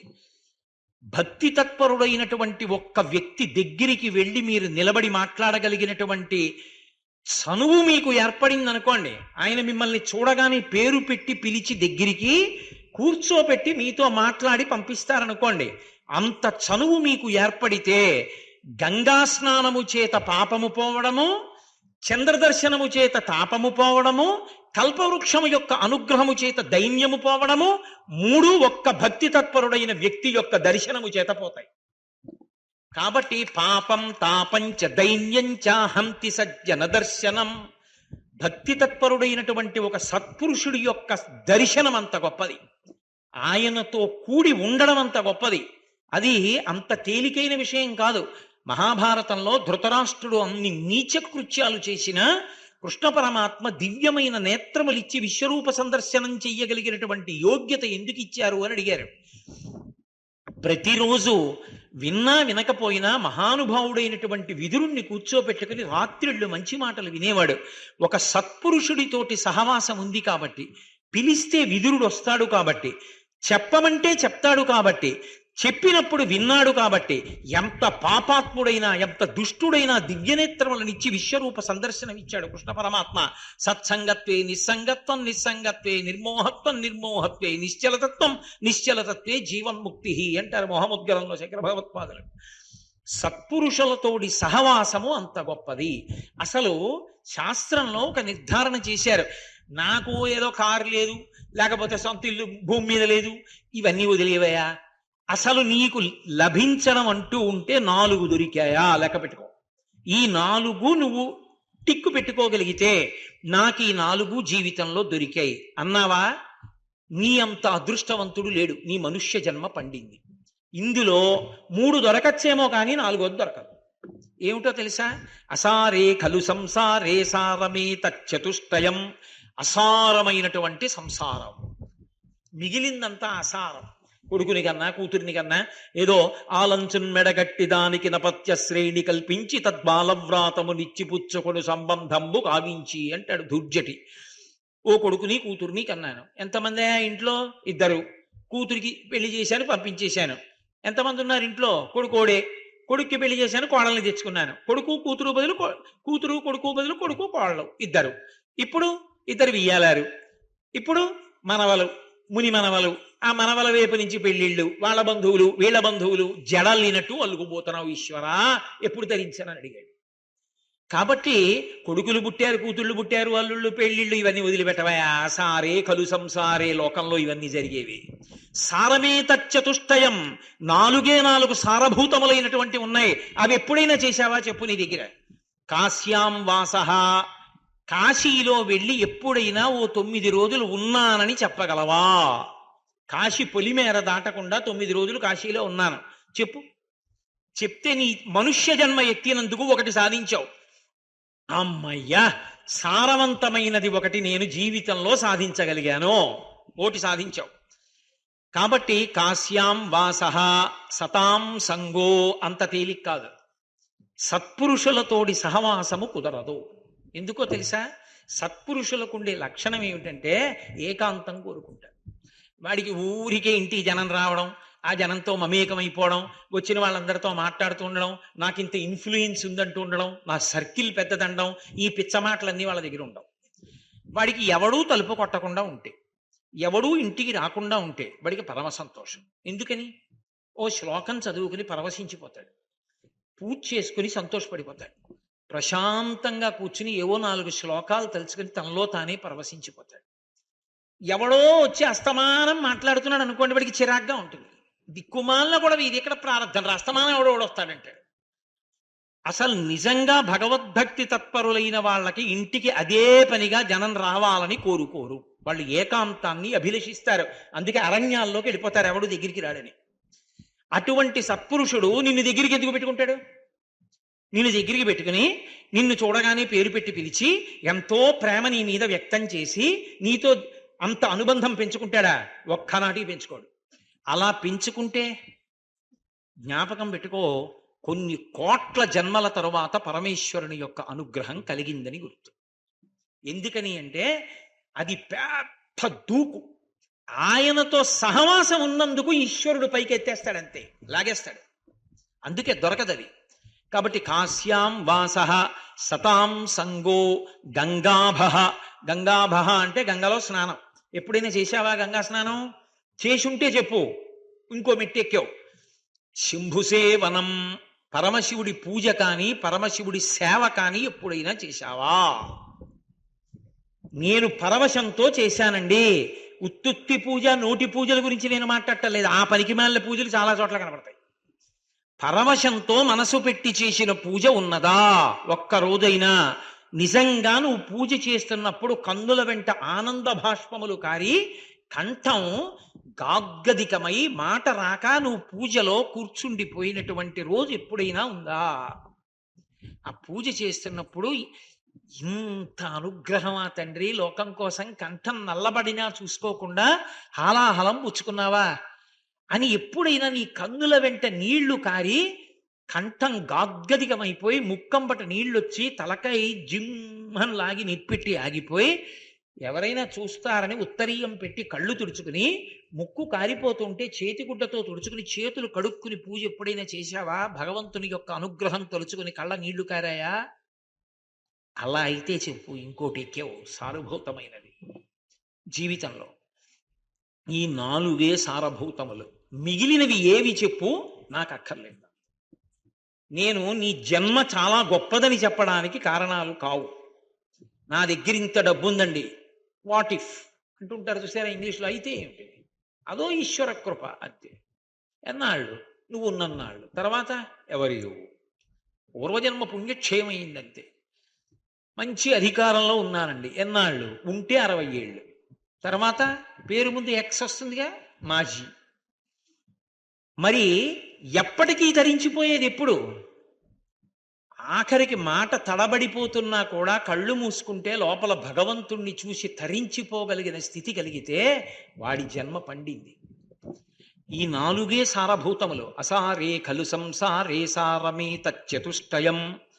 నాలుగింటిలో మొదటిది కాశ్యాం వాసః సతాం సంగో, సత్పురుషుల యొక్క స్నేహం, గంగాభః గంగా స్నానం. నాలుగవది శంభుసేవనం, పరమశివుని యొక్క సేవ, ఆయన ఆలయానికి వెళ్ళడం, ఆయన ఆలయానికి ప్రదక్షిణం చేయడం, ఆయన దేవాలయాన్ని తుడవడం, ఆయన పల్లకి మొయ్యడం, ఆయన వస్త్రములను తుడవడం, ఆయన యొక్క పాత్రల్ని కడగడం, ఇలాంటివి చెయ్యగలిగితే ఆ శంభునికి చేసినటువంటి సేవ సామాన్యంగా పోయేది కాదు. కాబట్టి శంభుసేవనం ఈ నాలుగు చేసినది ఉంటే చెప్పు. అబ్బా నిన్ను కౌగిలించుకోవాలో, నీ కాళ్ళకి దండం పెట్టాలంటాడు. కాదు, నాకు 3 కొడుకులు ఉన్నారండి, అల్లుళ్ళు మాకు 2 కూతుళ్ళండి, అల్లుళ్ళు కొడుకుల్లా ఉంటారండి, కొడుకులు కొడుకున్నరలా ఉంటారండి, ఇవన్నీ చెప్పకు. చాలా మంది ఉన్నారు అలాంటి వాళ్ళు. ఇవద్దు. ఈ ఏడాది ఇది చెప్పావు, వచ్చే ఏడాది ఉపన్యాసానికి వచ్చినప్పుడు మా అల్లుడంతా పనికి మాలిన వాళ్ళు లేడండి అంటావు. అవి కాదు.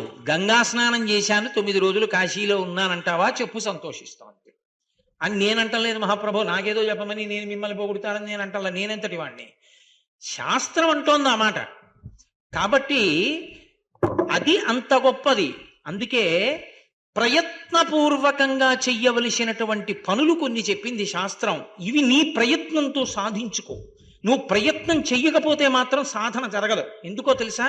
సత్పురుషుల దగ్గరికి వెళ్ళినప్పుడు మొదట లభించేది ఏది అంటే, అంత ప్రేమగా ఏం కౌగిలించేసుకుని మాట్లాడరు.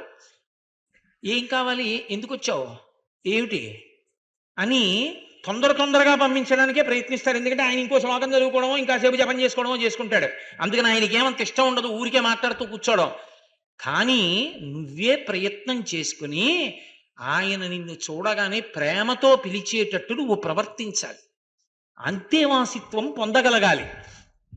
దాని కొరకు అని చెప్పి దుర్జన సాంగత్యం, ప్రయత్నపూర్వకంగా దుష్టులైనటువంటి వారి స్నేహము లేకుండా దూరంగా జరిపేయాలి. దుష్టుల స్నేహం అన్నది చేయకూడదు జీవితంలో. రెండవది కురు సజ్జన సంగమం. ఎప్పుడూ కూడా ఆయన మంచి సత్పురుషుడు అంటే ఒక్కసారి చూడడం, నమస్కారం చేయడం, ఆయన అనుగ్రహం పొందడానికి ప్రయత్నం జీవితంలో జరిగి తీరాలి. ఆ మాటలు వినడం, ఆ పుస్తకాలు చదువుకోవడం, దాన్ని అనుష్ఠానం చేయడం, సత్పురుషులతోటి సహవాసము కన్నా గొప్పది లోకమునందు లేదు. అది ఈశ్వర లోకంలో నిన్ను కూర్చోబెడుతుంది తీసుకెళ్ళి. ఆయన మాటలు చాలు వినగలగడం అదృష్టం. అక్కడికి వెళ్ళి కూర్చుని ఆయన మాట్లాడుతుంటే వినడం అంటే అంత తేలిక కాదు. ఎవరికీ పట్టని భాగ్యం నీకు పట్టిందని గుర్తు. కాబట్టి తప్పకుండా చెయ్యి. కురు పుణ్యమహోరాత్రం. మూడవది, రేపు చేద్దాం లేని విడిచిపెట్టకు. ఇది చేస్తే పుణ్యం వస్తుందన్న పని రాత్రైనా పగలైనా ఎప్పుడైనా సరే చేసేయి వెంటనే. శరీరం నిత్యం ఉంటుందో ఉండదో రేపు చేయడానికి, చేసేయి వెంటనే, చేసేసేయి ఆ పని. కురు పుణ్యమహోరాత్రం స్మర నిత్యానిత్య విశేషణం. రోజు కూడా ఉండేదేది పోయేదేది జ్ఞాపకం చేసుకుంటూ ఉండు. ఉండదు ఈ శరీరం, వెళ్ళిపోతుంది, కొన్ని ఏళ్ల తర్వాత వెళుతుంది. ఉండిపోయేదేది ఆత్మ ఒక్కటే ఉంటుంది. దాని గురించి తెలుసుకోవాలి, భగవంతుడి గురించి తెలుసుకోవాలి, పెద్దల అనుగ్రహం పొందాలి. కాబట్టి దాన్ని ఎప్పుడూ స్మరిస్తూ ఉండు. ఈ 4 విడిచిపెట్టవద్దు. అందులో మొదటిదేది సత్పురుషుల యొక్క సాంగత్యమును విడిచిపెట్టవద్దు. ఏవి పోని పర్వాలా, మహాపురుషుల యొక్క సంగమును మాత్రము పోగొట్టుకోవద్దు. అందుకే భాగవతంలో మాలాకారుణ్ణి కృష్ణ భగవానుడు నీకేం కావాలని అడిగాడు. నీ పాద కమల సేవయు నీ పాదార్చకులతోడి నెయ్యము నితాంతాపార భూతదయయు తాపసమందార నాకు దయసేయకదే అని అడిగాడు. ఇప్పటికీ నాకెందరో పెద్దలు తెలుసు, తీర్థం తీసుకునేటప్పుడు ఈ పద్యమే చెప్పి తీసుకుంటారు. నీ పాద కమల సేవయు, నీ పాదములను సేవించే అదృష్టమి. నీ పాద కమల సేవయు నీ పాదార్చకులతోడి నెయ్యము, నీ పాదములను అర్చించే సత్పురుషులతోటి సహవాసమియ్యి. నితాంత అపార భూతదయయు, అపారమైనటువంటి భూతదయని నాకు కటాక్షించు. ఈ 3 అడిగాడు. సత్పురుష సహవాసం అడిగాడు. అందుకే పెద్దలు అంటారు, సత్పురుష సహవాసం అనేటటువంటిది ఇండిప గింజ వంటిది అంటారు. బురద నీటిలో ఎండిపి గింజ పారేస్తే ఎలా మలినమంతా కిందకు వచ్చేస్తుందో, నీరు శుద్ధమైపోతుందో, సత్పురుషుడితోటి సహవాసము ఎంతటి వారిని మార్చేస్తుంది. నేను మీకు ఒక ఉదాహరణ చెప్పాలి అంటే, కబీర్ దాస్ గారు మహాభక్తుడు. ఆయన భార్య పేరు లోయి. ఆ తల్లి యొక్క శీలం, ఆ తల్లి యొక్క భక్తి గురించి మాట్లాడాలి తప్ప ఆ మాట నేను అనకూడదు. కానీ సందర్భంలో అలా అనకుండా ఉండడం సాధ్యం కాదు కాబట్టి నేను అంటున్నాను అంతే. మహాందగత్తె కబీర్ దాస్ గారికి సత్పురుషులంటే ప్రాణం. ఓ రోజు రాత్రి బోలెడంతమంది సత్పురుషులు ఆయన ఇంటికి వచ్చారు. ఆయన ఆనందపడిపోయి మీరందరూ భోజనం చేసి వెళ్ళాలన్నారు. అలాగే చేస్తా ఉన్నారు. బియ్యపు గింజ లేదు ఇంట్లో.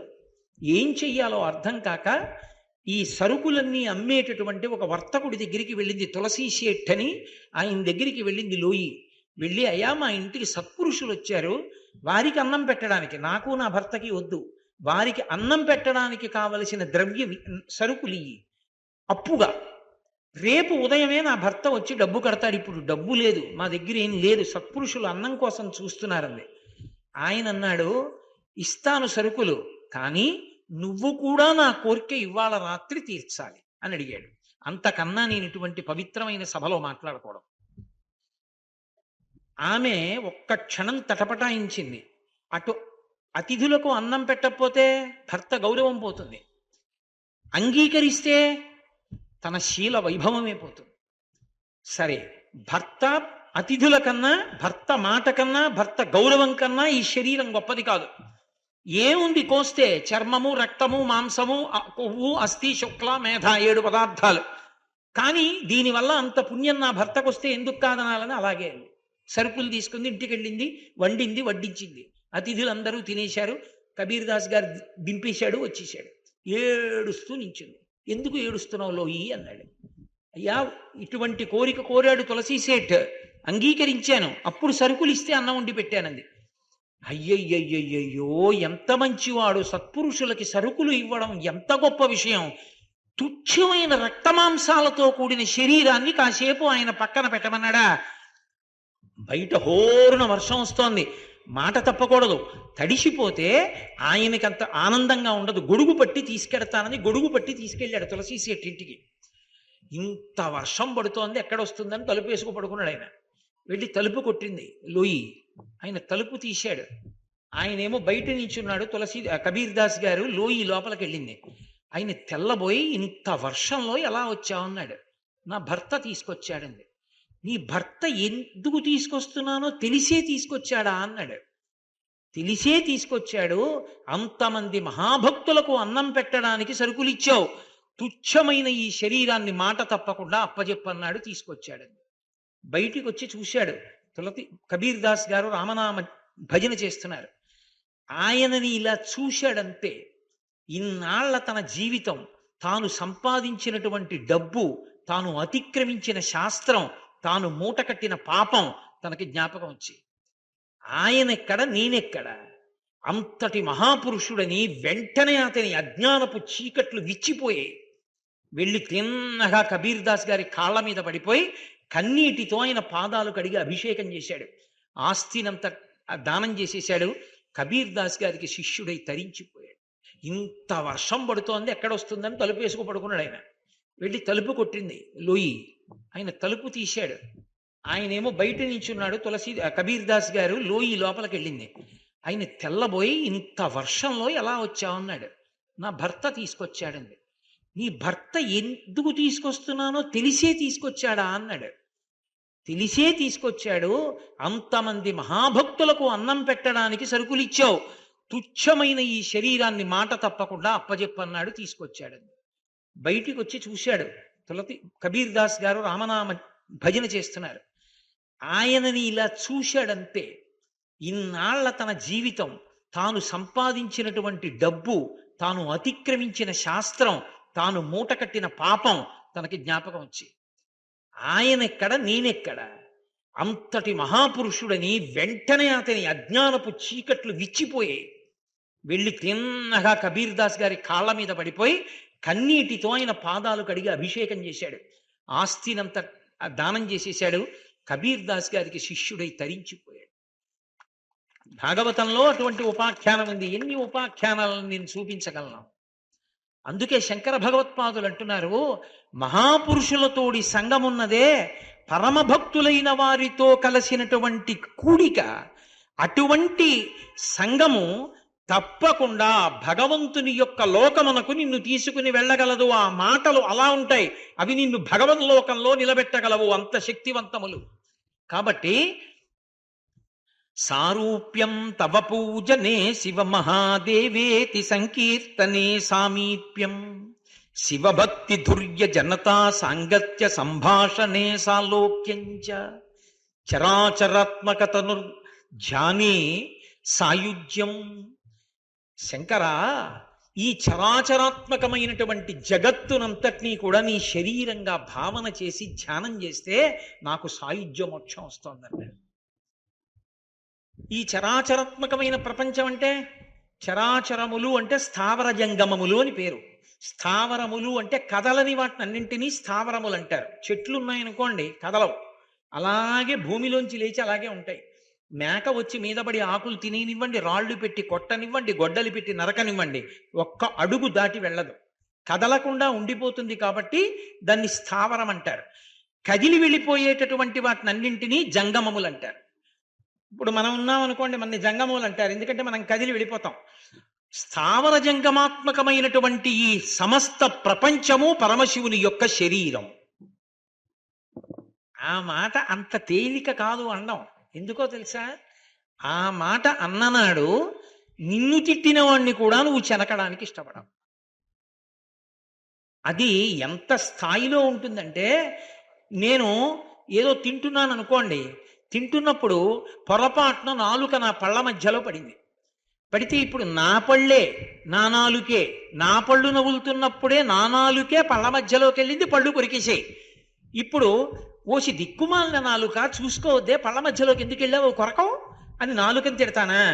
అమాయకమైన నాలుక, మెత్తటి నాలుక మీ పళ్ళ మధ్యలోకి అన్నాన్ని తోస్తూ రుచి చెప్తూ ఉంటుందే, మాట్లాడడానికి ఉపయోగపడుతుంది, దాన్ని ఎందుకు కొరికారు అని పళ్ళు పటకార పెట్టి పీకేనా? రెండూ చేయను. ఎందుకని? పళ్ళు నావే, నాలుక నాదే, కాబట్టి ఓర్చుకుంటాను. మహాత్ములైన వారు రెండూ నావైనప్పుడు నేను ఎలా ఓర్చుకున్నానో అలా భగవద్విరుద్ధంగా ప్రవర్తిస్తూ, భక్తికి వ్యతిరేకంగా ప్రవర్తిస్తూ, ఉద్ధతితో ప్రవర్తించే వాళ్ళని కూడా శివస్వరూపమే, అదిగో నా పళ్ళు నా నాలుకే అన్నట్లుగా భరిస్తారు తప్ప అంతా శివమయం జగత్, శివుడు కానిది లేదు అంటారు. ఆ భావనకి వెళ్ళిపోవడం అంటే నేను నోటితో చెప్పినంత తేలిక విషయం కాదు. రమణ మహర్షి ఒకప్పుడు తన పర్ణశాలలో ఉన్నారు అరుణాచలంలో. పర్ణశాల అంటే చిన్న తాటాకుల పందిరి, దానికి ఒక తలుపు ఉండేదో కిటికీ ఉండేదో, అందులో ఉండేవారు. దొంగలు వచ్చారు రాత్రి, వచ్చి తలుపు కొట్టారు. ఆ కిటికీ తలుపు తీశారు. ఎవరు మీరని అడిగారు. మేము దొంగలం అన్నారు. ఏం కావాలి అంటే, లోపల ఉన్నవి దోచుకుంటాం రండి అని తలుపు తీసి స్వాగతం, లోపలికి రండి. నమచ్చోరాయచ తస్కరాణం పతయే నమో నమో అని కదా. తస్కరుడి రూపంలో, దొంగ రూపంలో వచ్చేవాడు పరమశివుడే, కాబట్టి స్వాగతం, హే శంభో రండి అన్నారు. వాళ్ళు అన్నారు, నీకు బుద్ధి ఉందా లేదా? దొంగలం వచ్చామంటే తలుపులు తీస్తామేంటి? తలుపులు వేసేసి అరు దొంగలు దొంగలు దొంగలు అన్నారు. అప్పుడు మేము తలుపులు బదలగొట్టుకుని లోపలికి వచ్చి మిమ్మల్ని 4 చావ కొట్టేసి ఎత్తుకుపోతాం. అప్పుడు మా ఉద్యోగం మేము చేసిన తృప్తి. అంతేగాని నువ్వు రమ్మంటే మేము లోపలికి వచ్చి పట్టుకెళ్ళండి అంటే మూటలు కట్టే మీరే ఇచ్చేస్తే మేమే మూట కట్టేసుకుంటే ఇంకా దొంగతనం ఏంటి, మాకు తృప్తి ఉండదు, తలుపు వేసారు అన్నారు. ఆయన అన్నారు, ఎందుకు అరవడం, నాకు మీ మీదేమీ విముఖత లేదే, మీరు శివస్వరూపమే, రండి పట్టుకెళ్ళండి, మీకు ఏమైనా కావలసింది ఉంటే, అంతకన్నా కావలసిందే ఉంది తీసుకోండి, సంతోషం అన్నారు. బుద్ధి లేని వాళ్ళే ఉన్నాడు అని తలుపేయమని పక్క వాళ్ళకి చెప్పి అరవమన్నారు. రమణులు అరవలేదు. వాళ్ళు ఏదో దొంగ దొంగ దొంగ అన్నారు. వీళ్ళు తలుపులు, అవి ఆ తలుపులే ఉందండి, అట్ట మొక్కల్లా ఉంటాయి అవి. ఆయనకి సర్వం శివమయం జగత్. ఆయనకి ఒక్క తోపు తోసుకొని లోపలికి వచ్చారు. మిగిలిన వాళ్ళని అందరినీ పారిపోండి అన్నారు. ఎందుకు పారిపోవడం అన్నారు రమణ మహర్షి. అంటే మేము దొంగలం కదా, పారిపోవాలి నువ్వు అన్నారు. నాకు అలా అనిపించట్లేదు, మీరు అరుణాచలేశ్వరుడే, నేను పారిపోను అన్నారు. పారిపోకపోతే కొడతాం, మూర్ఖుల్లో ఉన్నాడు ఎవరోనని పెద్ద బడిత తీసి ఆయన తొడల మీద కొట్టారు. కొడితే ఆయన మెల్లగా నవ్వుకుంటూ పర్ణశాల బయటికి వచ్చి అక్కడ చిన్న అరుగు లాంటిది ఉంటే దాని మీద కూర్చున్నారు. ఆయన గోచి ఒకటే పెట్టుకునేవారు. ఆ చుట్టూ ఉన్న అంతేవాసులు చూసి, హే భగవన్, మీ తొడల మీద ఇంతంత తట్లు తేరాయి, అంత దెబ్బలు కొట్టారా? అనండి. ఆ లోపల ఉన్న దొంగల్ని ముక్క ముక్కలుగా కొట్టేస్తా ఉన్నారు. ఆయన అన్నారు, ఇందాక నేను చెప్పిన ఉపమానం చెప్పి, నేను అన్నం తింటున్నప్పుడు పళ్ళ కింద నాలుక పడితే పంటిదా తప్పు, నాలుకదా తప్పు, నావే కాబట్టి సహిస్తాను. మూర్ఖుడు దొంగ రూపంలో ఉన్న పరమశివుడు వాళ్ళు, నన్ను ఏదో సేవించి తరించాలనుకున్న శివరూపంలో ఉన్నవాళ్ళు మీరు. వాడు శివుడే, మీరు శివుడే, నాకెవరి మీద ద్వేషం లేదు, వారికి కావలసింది తీసుకొనివ్వండి. అది స్థావర జంగమాత్మకంగా ప్రపంచాన్నంతటినీ శివతనువుగా చూడగలగడం. అలా చూడగలిగితే ఇప్పుడు అందులో నేను అంతర్భాగమే. కోటేశ్వరారు మీరు ఈ గోర, మీరు ఈ వేల, మీరు ఈ అరిచెయ్య, మీరు ఈ మణికట్ట, మీరు ఈ చెయ్య, లేకపోతే మీరు మోచెయ్య, మీరు భుజమా, మీరు పొట్ట, మీరు గుండె అంటే నేనేం చెప్పను? అవన్నీ కలిస్తేనే నేను. శివుడెవరు? స్థావర జంగమములన్నీ కలిసి శివుడు. అందులో నేను ఉన్నానా లేదా? అప్పుడు ఇంకా నేను వేరేలా అయ్యాను? అందులోనే నేనున్నాను. కాబట్టి సాయుజ్యం, నేను నీలో కలిసిపోలా. కాబట్టి నీలో నేను ఒకడమైపోయాను. శివ, ఈ సమస్త ప్రపంచము కలిపి నువ్వుగా నేను చూసినప్పుడు అందులో నేను ఒకడను కనుక నాకు సాయుధ్యం ఇక్కడే లభించింది. నేను నీలో ఐక్యమైపోయే ఉన్నాను, వేరుగా లేను. అసలు ఏమి ఉదాత్తమైన భావనలండి! అలా చెప్పిన కవి ఎవరు? జగద్గురువులు కనుక, మహాపురుషులు కనుక, లోకాన్ని ఉద్ధరించడానికి అసలు మనిషి భావన సంస్కారం ఎలా ఉండాలో, ఎంత వైభవోపేతంగా ఆలోచించాలో, ఎలా ఈశ్వరుణ్ణి పూజ చెయ్యాలో మనందరి కొరకు అద్భుతంగా చూపించారు. కాబట్టి అటువంటి స్థితి నాకు ఇప్పుడే ఇక్కడే లభించింది. లభించినప్పుడు నీ పూజ చేస్తున్నప్పుడు సారూప్య మోక్షం వచ్చింది. నేను నీకు సంబంధించినటువంటి కీర్తన చేసినప్పుడు నాకు సామీప్యం వచ్చింది. నీ భక్తులతో మాట్లాడినప్పుడు సాలోక్యం వచ్చింది. స్థావర జంగమాత్మకమైనటువంటి ప్రపంచాన్నంతటినీ శివరూపంగా చూసినప్పుడు నాకు సాక్షాత్తుగా అదిగో సాయుధ్యం వచ్చింది. కాబట్టి ఈశ్వర, ఎవడైనా ఒక మోక్షం పొందగలడు. నేను సారూప్య, సామీప్య, సాలోక్య, సాయుధ్య మోక్షములు 4 ఇక్కడే ఇప్పుడే ఈ క్షణంలోనే అనుభవించాను. కాబట్టి ఈశ్వర, కృతార్థోస్మ్యహం, నేను కృతార్థుడను. అంటే ఏది పొందాలో అది పొందినవాడను. అంటే దాని అర్థం ఏమిటి? సాధన అన్నది మొదలు పెడితే ఎప్పటికైనా ఎవడైనా కృతార్థుడే కాగలడు. ఇది శంకర భగవత్పాదులు మనకి నేర్పినటువంటి విధానం. అప్పుడు అహం అన్నప్పుడు శంకరులు కాదు, ఆ శ్లోకం నేను చదివాను అనుకోండి, నాకు అన్వయం అవుతుంది. కనీసంలో కనీసం పూజ చేసినప్పుడో, భగవద్భక్తులతో సహవాసంలోనో, కీర్తన చేసినప్పుడో, లోకాన్నంతటినీ శివస్వరూపంగా చూడగలిగినటువంటి ప్రజ్ఞా విశేషాన్ని బుద్ధి వైభవంగా పొందడానికి చేసేటటువంటి ప్రయత్న రూపమే సాధన కనుక, ఆ సాధన ఎలా పరిణమించి చిట్ట చివర మనుష్య జన్మ సార్థక్యానికి పనికిరావాలో శంకర భగవత్పాదులు ఉపదేశంగా ఈ శ్లోకంలో మనందరికీ ఆవిష్కరించారు.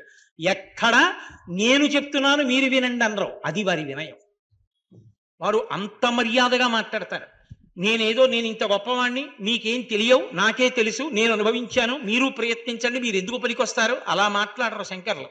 వారు మాట్లాడితే అంత లలితమైనటువంటి భాషలో, అంత మర్యాదతో అవతలవాడు పరమ సంతోషాన్ని పొంది తాను కూడా ఆ మార్గంలో ప్రయాణించేటట్లు మాట్లాడతారు.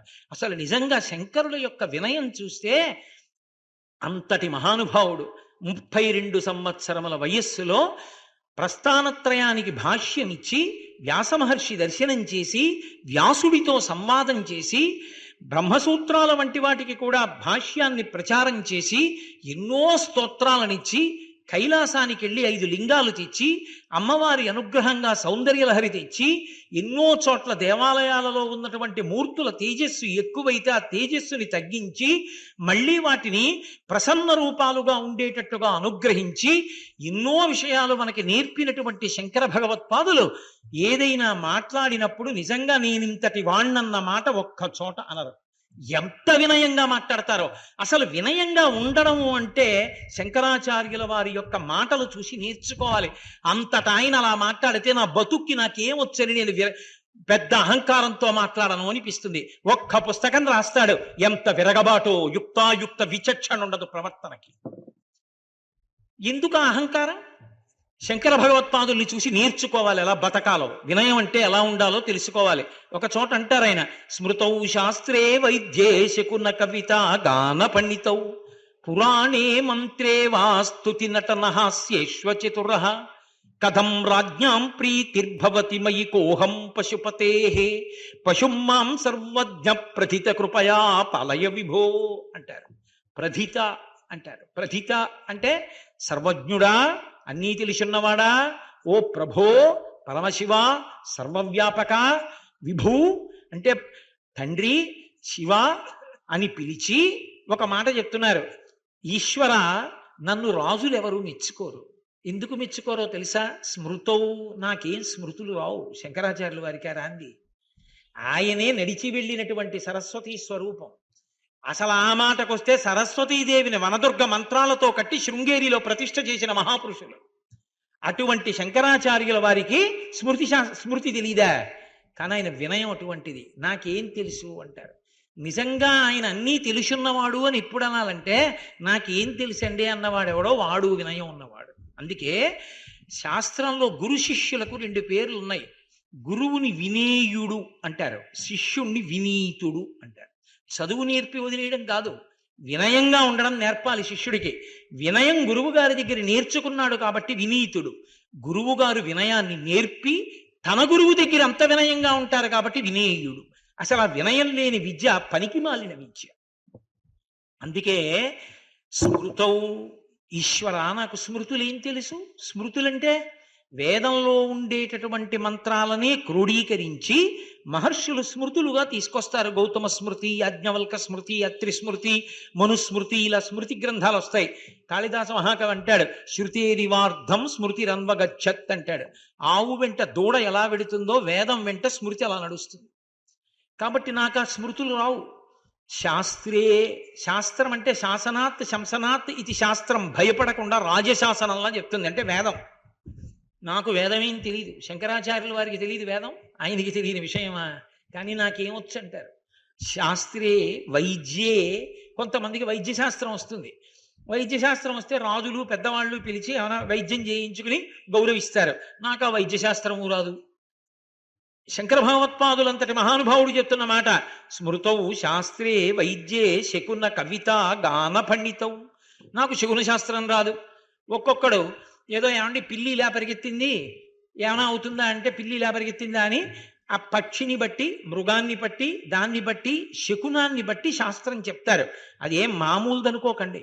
శకున శాస్త్రం ఏమిటండి అనకండి. మీరు రామాయణాది కావ్యములను పరిశీలించండి.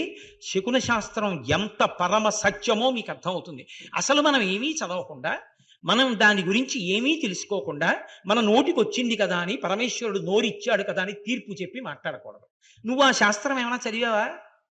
వైద్యశాస్త్రం డొల్ల అనడానికి నువ్వు చదివావా వైద్యశాస్త్రం? రామాయణం డొల్ల, నువ్వు చదివావా రామాయణం? అసలు నువ్వు చదివితే కదా అది అది ఎంతవరకు గొప్పదో చెప్పడానికి. నువ్వు ఏమీ చదవకుండా తీర్పు చెప్తే అంతకన్నా అసహ్యకరమైన విషయం లోకంలో ఇంకోటి ఉంటుందా? శకున శాస్త్రం ఏమిటండి? ఉత్తిది. ఉత్తిది ఏంటంటే శాస్త్రం. నువ్వు ఎప్పుడైనా చదివావా? అసలు శకున శాస్త్రం మీ ఇంట్లో ఉందా? ఎక్కడుందో పుస్తకం నీకు తెలుసా? మరి నువ్వు ఎందుకు మాట్లాడతావు ఎక్కువ? ఇవాళ లోకంలో ఏర్పడిపోయిన పోకడ ఇది. కాబట్టి శకునము రామాయణంలో మీరు పరిశీలిస్తే, రాక్షసులు రావణాసురుడి యొక్క కుమారులు మొదలైన వారు యుద్ధానికి బయలుదేరినప్పుడు ఎన్నెన్ని శకునములు కనపడ్డాయో చెప్తారు మహర్షి. ఆ శకునములు కనపడితే ఇక వెనక్కి వెళ్ళడం అంతఃపురంలోకి. రాముడు యుద్ధానికి బయలుదేరితే ఏ శకునాలు కనపడ్డాయో చెప్తారు. మీరు ఏ పురాణం చూడండి, రాక్షసుడు పుడితే శకునం చెప్తారు, పరమాత్మ అవతార స్వీకారం చేస్తే శకునాలు చెప్తారు. శకునమునకు ఖచ్చితంగా ఫలితం ఉంటుంది. ఆ శకున శాస్త్రం నాకు రాదు, శంకరులు అంటున్నమాట.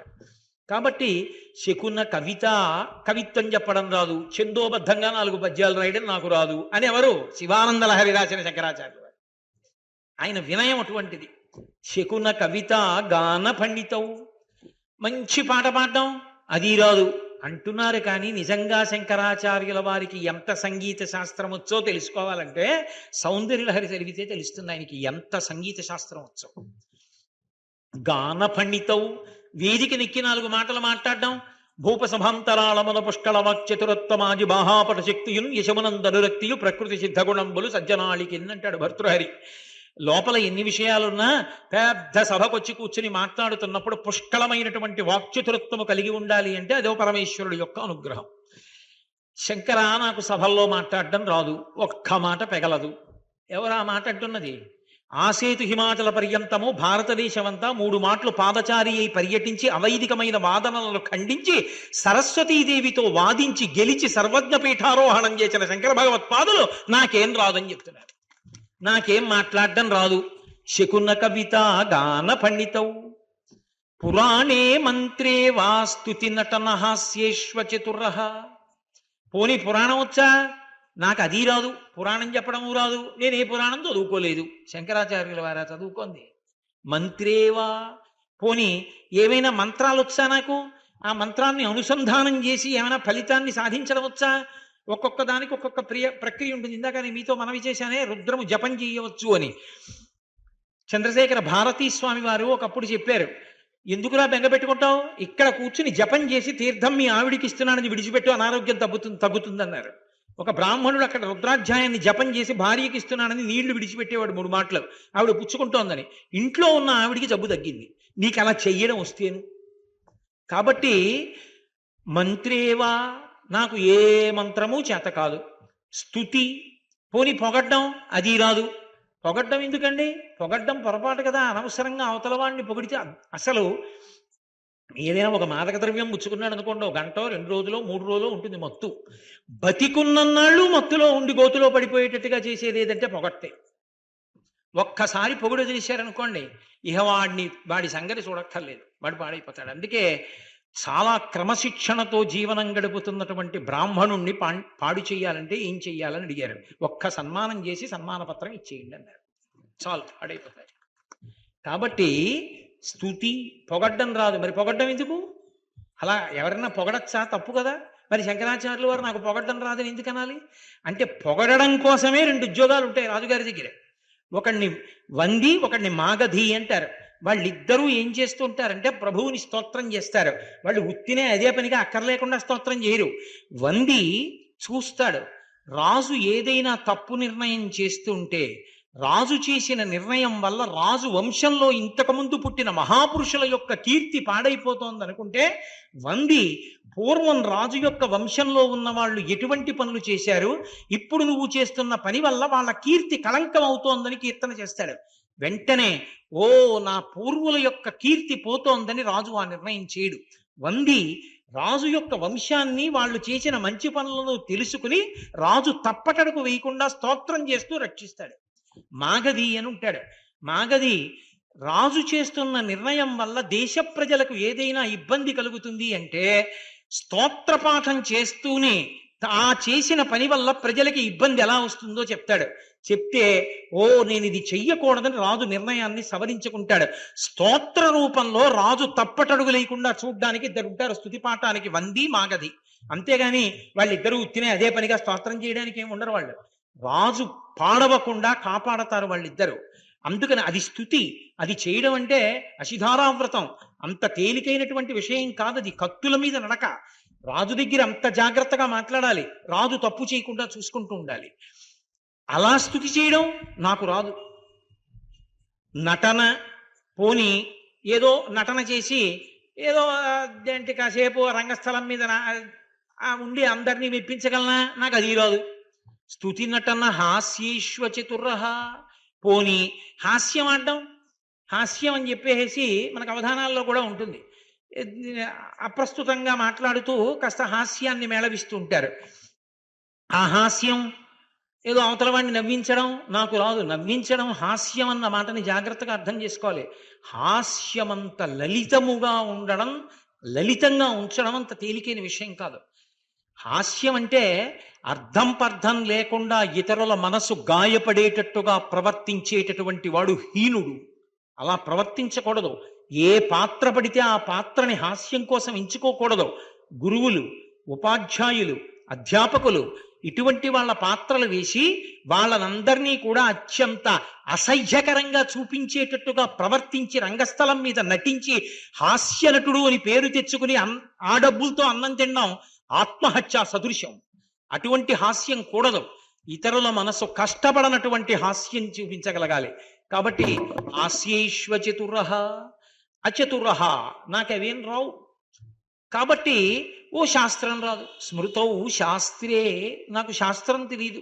శాస్త్రం అంటే వేదమని ఒక అర్థం, వేదములకు ఉపాంగములను ఒక అర్థం. చతుశాస్త్రములని 4. ఆ 4ంటిని శాస్త్రాలంటారు. అందులో మొదటిది వ్యాకరణం. వ్యాకరణం శివాలయంలోనే వ్యాకరణ మంటపంలో నేర్చుకోవాలి, ఎందుకంటే ఆయన ఢమరకంలోంచే మాహేశ్వర సూత్రాలు వచ్చాయి కాబట్టి. రెండవది తర్కము లేక న్యాయము అంటారు. అది యుక్తితో భగవంతుడు ఉన్నాడు అన్న విషయాన్ని స్థాపిస్తుంది తర్కశాస్త్రం. అలాగని వితండవాదన చేయకూడదు. తా పట్టిన కుందేలుకు 3 కాళ్ళు అన్నట్టుగా మూర్ఖవాదన చేయకూడదు. పటిమతో వాదన చెయ్యాలి. దాన్ని తర్కము న్యాయము అంటారు. మూడవది పూర్వమీమాంస. మీమాంస అని వదిలేశాను అనుకోండి, ఏమీ చెప్పకపోతే పూర్వమీమాంస అని గుర్తు. పూర్వమీమాంస అంటే కర్మలకు యజ్ఞయాగాది క్రతువులకు సంబంధించినటువంటి వ్యాఖ్యానము భాష్యము అంతటినీ పూర్వమీమాంస అంటారు. 4 ఉత్తర మీమాంస లేక వేదాంతం. అంటే ఉపనిషత్తులు, బ్రహ్మసూత్రాలు మొదలైనటువంటి వాటి భాష్యం జ్ఞానమును ఇవ్వగలిగినటువంటిది, ఆత్మను అనుభవించేటట్టుగా చెయ్యగలిగినటువంటిది. అటువంటివి ఏ ఉన్నాయో వాటిని చతుశాస్త్రములు అంటారు.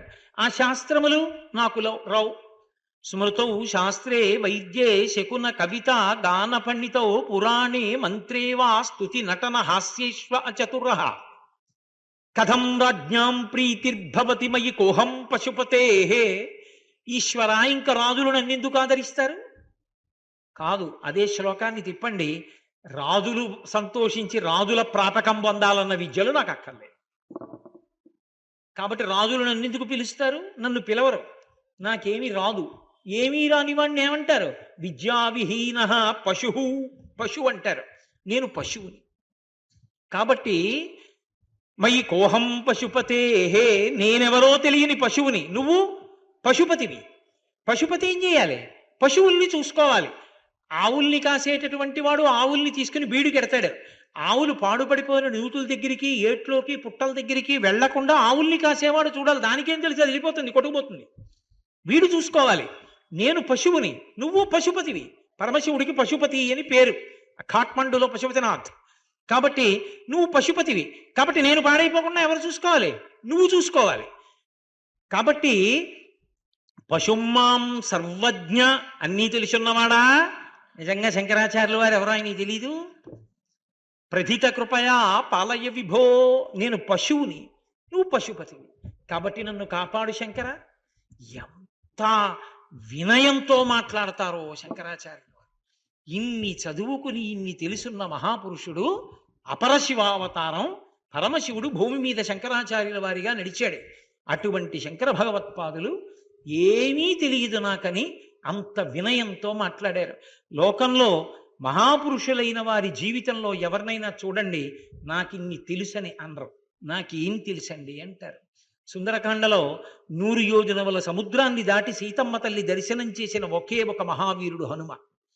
అటువంటి ఆయన్ని సీతమ్మ అడిగింది, ఏమయ్యా, అన్ని వానరములు ఆవలి ఒడ్డున కూర్చున్నాయి, రాలేకపోయాయి, ఒక్కడి వచ్చావు, రేపొద్దున్న యుద్ధం వస్తే ఎవరొస్తారని అడిగింది. ఆయన అన్నారు, మద్విశిష్టాశ్చ తుల్యాశ్చ సంతి తత్ర వనౌక సహా మత్త ప్రత్యవర కశ్చిన్నాస్తి సుగ్రీవ సన్నిధౌ అంది.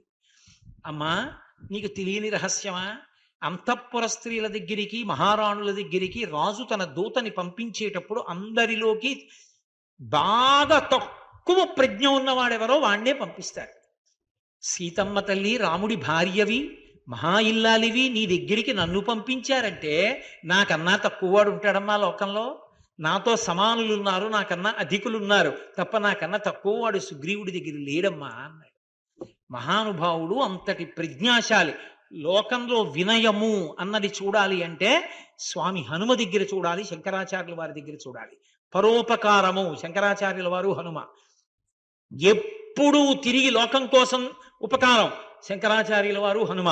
చిరంజీవులు శంకరాచార్యుల వారు, హనుమ. సౌందర్యలహరిలో శబ్దస్వరూపంతో ఉంటారు శంకర భగవత్పాదులు.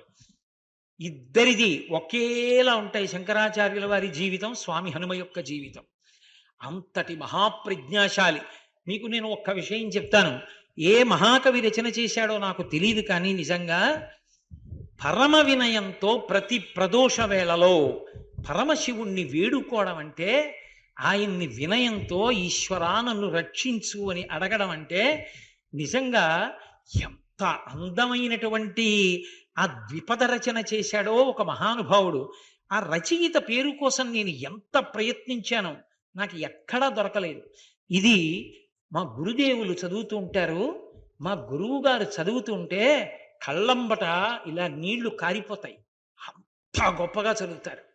నేను వారి దగ్గర విని ఇంటి దగ్గర చదువుకుంటూ ఇది చాలా మందికి అందాలే, ఈ రచయిత ఎవరో తెలియట్లేదని అయ్యప్ప స్వామి దేవాలయంలో శివమహాపురాణం ప్రవచనాలు చేసే రోజుల్లో ఇవి కొన్ని వేల ఆ పుస్తకాలు ముద్రణ చేసి ఆ రోజుల్లో భక్తులందరికీ అందించడం జరిగింది. అందులో పరమశివుణ్ణి ఉద్దేశించి భక్తుడు చెప్పుకున్నటువంటి ఆవేదన, ఆర్తి ఎంత గొప్పగా రచన చేశాడో. ఇది చదవడానికి సంస్కృతం పెద్ద ఏదో వ్యాకరణంతో కూడుకున్నటువంటి భాష అక్కర్లేదు, అంత తేలికగా రచన చేశాడు. శ్రీపార్వతీనాథ చిన్మయ బోధ తాపసమందార ధర్మ సంచార దక్షయాగ విభంగ ధవళ భస్మాంగ పక్షివాహన బాణ పన్నగాభరణ బాహుసక్త కరోట బాలేందు జూట మోహనాకార సన్ముని చిత్తచోర సాగర తూణీర జగదేక శూర నాగచర్మాంబర నయనచో మధుర పర్వత కోదండ పరిభృత జాండ సర్వలోక శరణ్య సజ్జనగణ్య అని పరమశివుణ్ణి మానస పూజ చేశాడు. ఇప్పుడు నేను అదంతా ఎక్కడ చెప్తాను కానీ అబ్బో అద్భుతంగా చేసేశాడు అసలు శివ పూజ అంతా చేసి. చపలట మానుటే ఛత్రంపు బుద్ధి, రాజోపచారాలు చేస్తాం కాదు, స్వామికి గొడుగు పడతాం, బయట గొడుగు పట్టడం కాదు శంకరా, చపలత్వం మానడమే నిజమైన గొడుగు పట్టడం. చపలుట మానుటే ఛత్రంబు బుద్ధి విపరీతమడుగుటే వింజామరములు ధర్మ సంచారమే తాళవృంతంబు నిర్మల చిత్తమే నిలువుటద్దంబు కళ్ళమాటలు లేని ఘంటారవంబు చల్లని మాటలే శంఖారవంబు సత్యంబు పలుకుటే సంగీతరవము నిత్యనీ స్మరణయే నిఖిల వాద్యములు న్యాయ విహారమే నాట్యముల్ నీకు కాయమే ఆందోళికము, నా శరీరమే నీకు పల్లకి, సత్క్రియాళి చేయుటయే ప్రదక్షిణ వందనములు, మంచి పనులు చేయడమే నీకు ప్రదక్షిణం చేసి నమస్కరించడం, పాయని భక్తియే పరమ సమాధి అంటూ ఆ పూజ చేసి పరమశివుడితో చెప్పుకుంటున్నాడు. హరమిమ్మునిటులనే నర్చించినాడా కరుణతో మెచ్చుమో ఘనుడనీవాడా నీ పూజ చేయగా నెరరు మునులు నీ పూజ చేయగా నెరరు సురలు కావున నా బోటి కలుడు నీ పూజ కావించునే కోటి కమలాప్త తేజ జ్ఞాన విద్యాభ్యాస గతినే నిరుంగా ధ్యానయోగంబుల దారి నిరుంగా సంపూర్ణ బోధల జాడల నిరుగా ఇంపైన నీ భక్తి పెంపుల నిరుగా క్రోధ చిత్తుండను కుటిలాత్మకుండ సాధుత్వహీనుండ చపలేంద్రియుండ తిండిపోతునే కాని తెలివేమి లేదు దండిపాపినే కాని దయయేమి లేదు భక్తిహీనులలోన బాగైన వాడా ముక్తిహీనులకెల్ల మొదలైన వాడా హరశివ శంభో మహాదేవయనచు. మా గురువు గారు ఇది చెప్తున్నప్పుడు ఇక్కడికి వచ్చేటప్పటికి అంటారు, నిజంగా అబ్బా రోమాంచితం అయిపోతుంది, అంత పరవశంతో చదువుతారు. హరశివ శంభో మహాదేవయనచు హరసాంబ శంభో మహాదేవయనచు ఈ రెండు మాటలనెవడు పఠించు పారిపోవును వాని పాపములంచు పెద్దలు చెప్పగా వినిమెది నమ్మి బుద్ధి తెచ్చుక మిమ్ము పొడగంటి సుమ్మి ఎటులనన్ బ్రోచెదో ఇంత పాపాత్ము ఎటుల రక్షించెదవో ఇంత దుష్టాత్ము నాయన్న నా తండ్రి నన్నేలువాడా నాయయ్య నా దొరా ననుగన్నవాడా దీనపోషక సర్వదేవ దేవేశ దానవకుల నాశ దాక్షాయణీశ కామబాధల నన్ను కాలగానియకు కామారి నన్ను బాసి కదలగాబోకు విషయముల్ నన్ను పట్టి వేధించనియకు విషమాక్ష నీవు నన్ విడిచిపోబోకు దుర్గుణంబుల నన్ను తూలగానియకు దుర్గేశ నన్ను రోచి తొలగగాబోకు వాదభేదంబులు వదరుట రోసి ఖేదమోదంబులు గెలుచుట తెలిసి కాసు వీసాలపై కాంక్షలు లేక భాసురాంగుల మోహ పాశాల పడక హృదయంబు నీ రూపు ఎడబాయకుండా వదనంబు నీ పేరు వదలకనుండా చేయుమితరంబులౌ సిద్ధులనొల్లా పాయని పాపమౌ భాగ్యమేనొల్లా తను పెంచు దొంగలౌ తనయులనొల్లా. ఈయన డబ్బంతా వాడే కదా పట్టుకుపోతాడు కొడుకు, ఆ తర్వాత గోదానం కూడా చేయడు. కాబట్టి తను పెంచు దొంగలౌ తనయులనొల్లా కొని తెచ్చు పీడలౌ కొంపలనొల్లా కల్లరి బొమ్మయౌ కాయమ్మునొల్లా. ఇది ఇన్ని ఫెయిర్ అండ్ లవ్లీలు రాసి, ఇన్ని పౌడర్లు రాసి, ఇన్ని ఆలౌట్లు పెట్టి పరుపుల మీద పడుకోబెడితే కట్టెల మధ్యలో కాలిపోతూ అయిపోయిందిరా నీకు నాకు చెల్లంటుంది. కల్లరి బొమ్మయౌ కాయమ్మునొల్లా పొల్లు గింజల బోలు భోగమ్ములొల్లా అద్దె కొంపల బోలు ఆలోకమొల్లా. పుణ్యం అయిపోతే ఆ లోకం నుంచి తోసేస్తారు. అద్దె కొంపల బోలు ఆలోకమల్లా శుద్ధులింకేల ఏ శుద్ధులనొల్లా నీవెనా భాగ్యంబు నీవెనా గతివి నీవెనా బంధుండ నీవెనా సుఖము ముక్కంటిని కన్న దిక్కేది జగతి మృక్కెద నీ పాదములకు సర్వేశ విన్నపం ఒక్కటి వినిపింపదలచి ఉన్ననా మొర విను అన్న పూర్ణేశ. ఇప్పుడు అడిగారు శంకరాచార్యుల వారి శ్లోకం, మొదటి శ్లోకం చెప్పానే, భక్తులతోటి సంగం ఇవ్వయా నాకు చాలు అని అడుగుతాడు.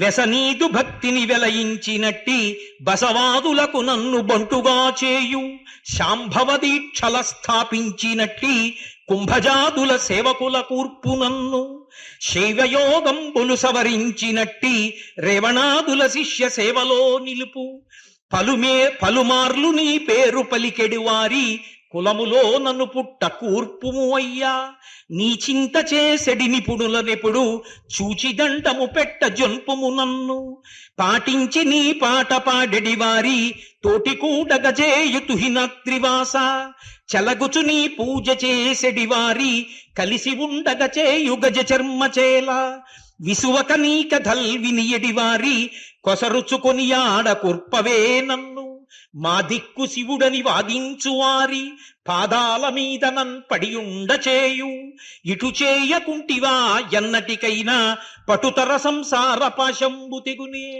నువ్వు ఆ ఉపకారం చేయకపోతే సంసార పాశం తెగుతుందా?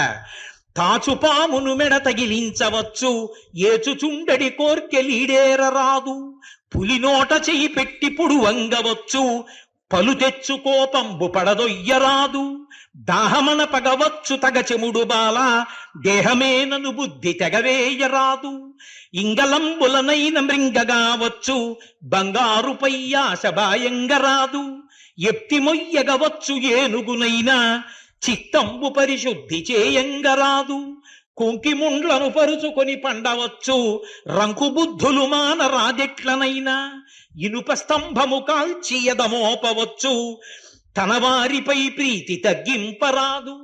ఇనప స్తంభాన్ని కాల్చి గుండెల మీద పెట్టుకోవచ్చు కానీ తన వారి మీద ప్రీతి మాత్రం తనకి తగ్గదు. తప్పుడు కూతల తగతర్లవచ్చు తప్పక శివ నిన్ను తలుపంగరాదు.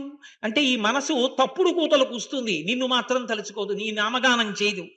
పాపకర్మల చూచి భ్రమ చెందవచ్చు చూపు నీపై నిల్పి సుఖింపరాదు ఏమైనా చేయుటకెట్లయినవచ్చు నీ మీద మనసును నిలుపంగలేను ఎన్నటికీ దుఃఖమీడేరు నాకు ఎన్నటికీ భయం బెడతేరు నాకు ఎందరైరో తల్లులెందరో తండ్రులు ఎందరో తన వారలెందరో సుతులు మునిపెన్ని జన్మములు చెందినానో కనజాలనయ్యవో గర్వినై పొంగి ఏ దిక్కు నమ్ముదు ఏ దారిపోదు ఏ దేశమున నుండి చటుకు వచ్చి తినో ఇట నుండి పోదు ఏ దేశమునకు కటకటా ఇది తెల్పు ఘనుడెందు దొరకు ఎందుకీ భోగంబులెందుకీ మురుపు ఎందుకీ భాగ్యంబులెందుకీ ఇండ్లు ముందు చావుండంగ మురియంగనగునే చిందులాడెడి బుద్ధి చిక్కులెట్లోర్తూ నిన్ను చెందెనో లేదోనే చేయు పూజ నిన్ను ముట్టెనో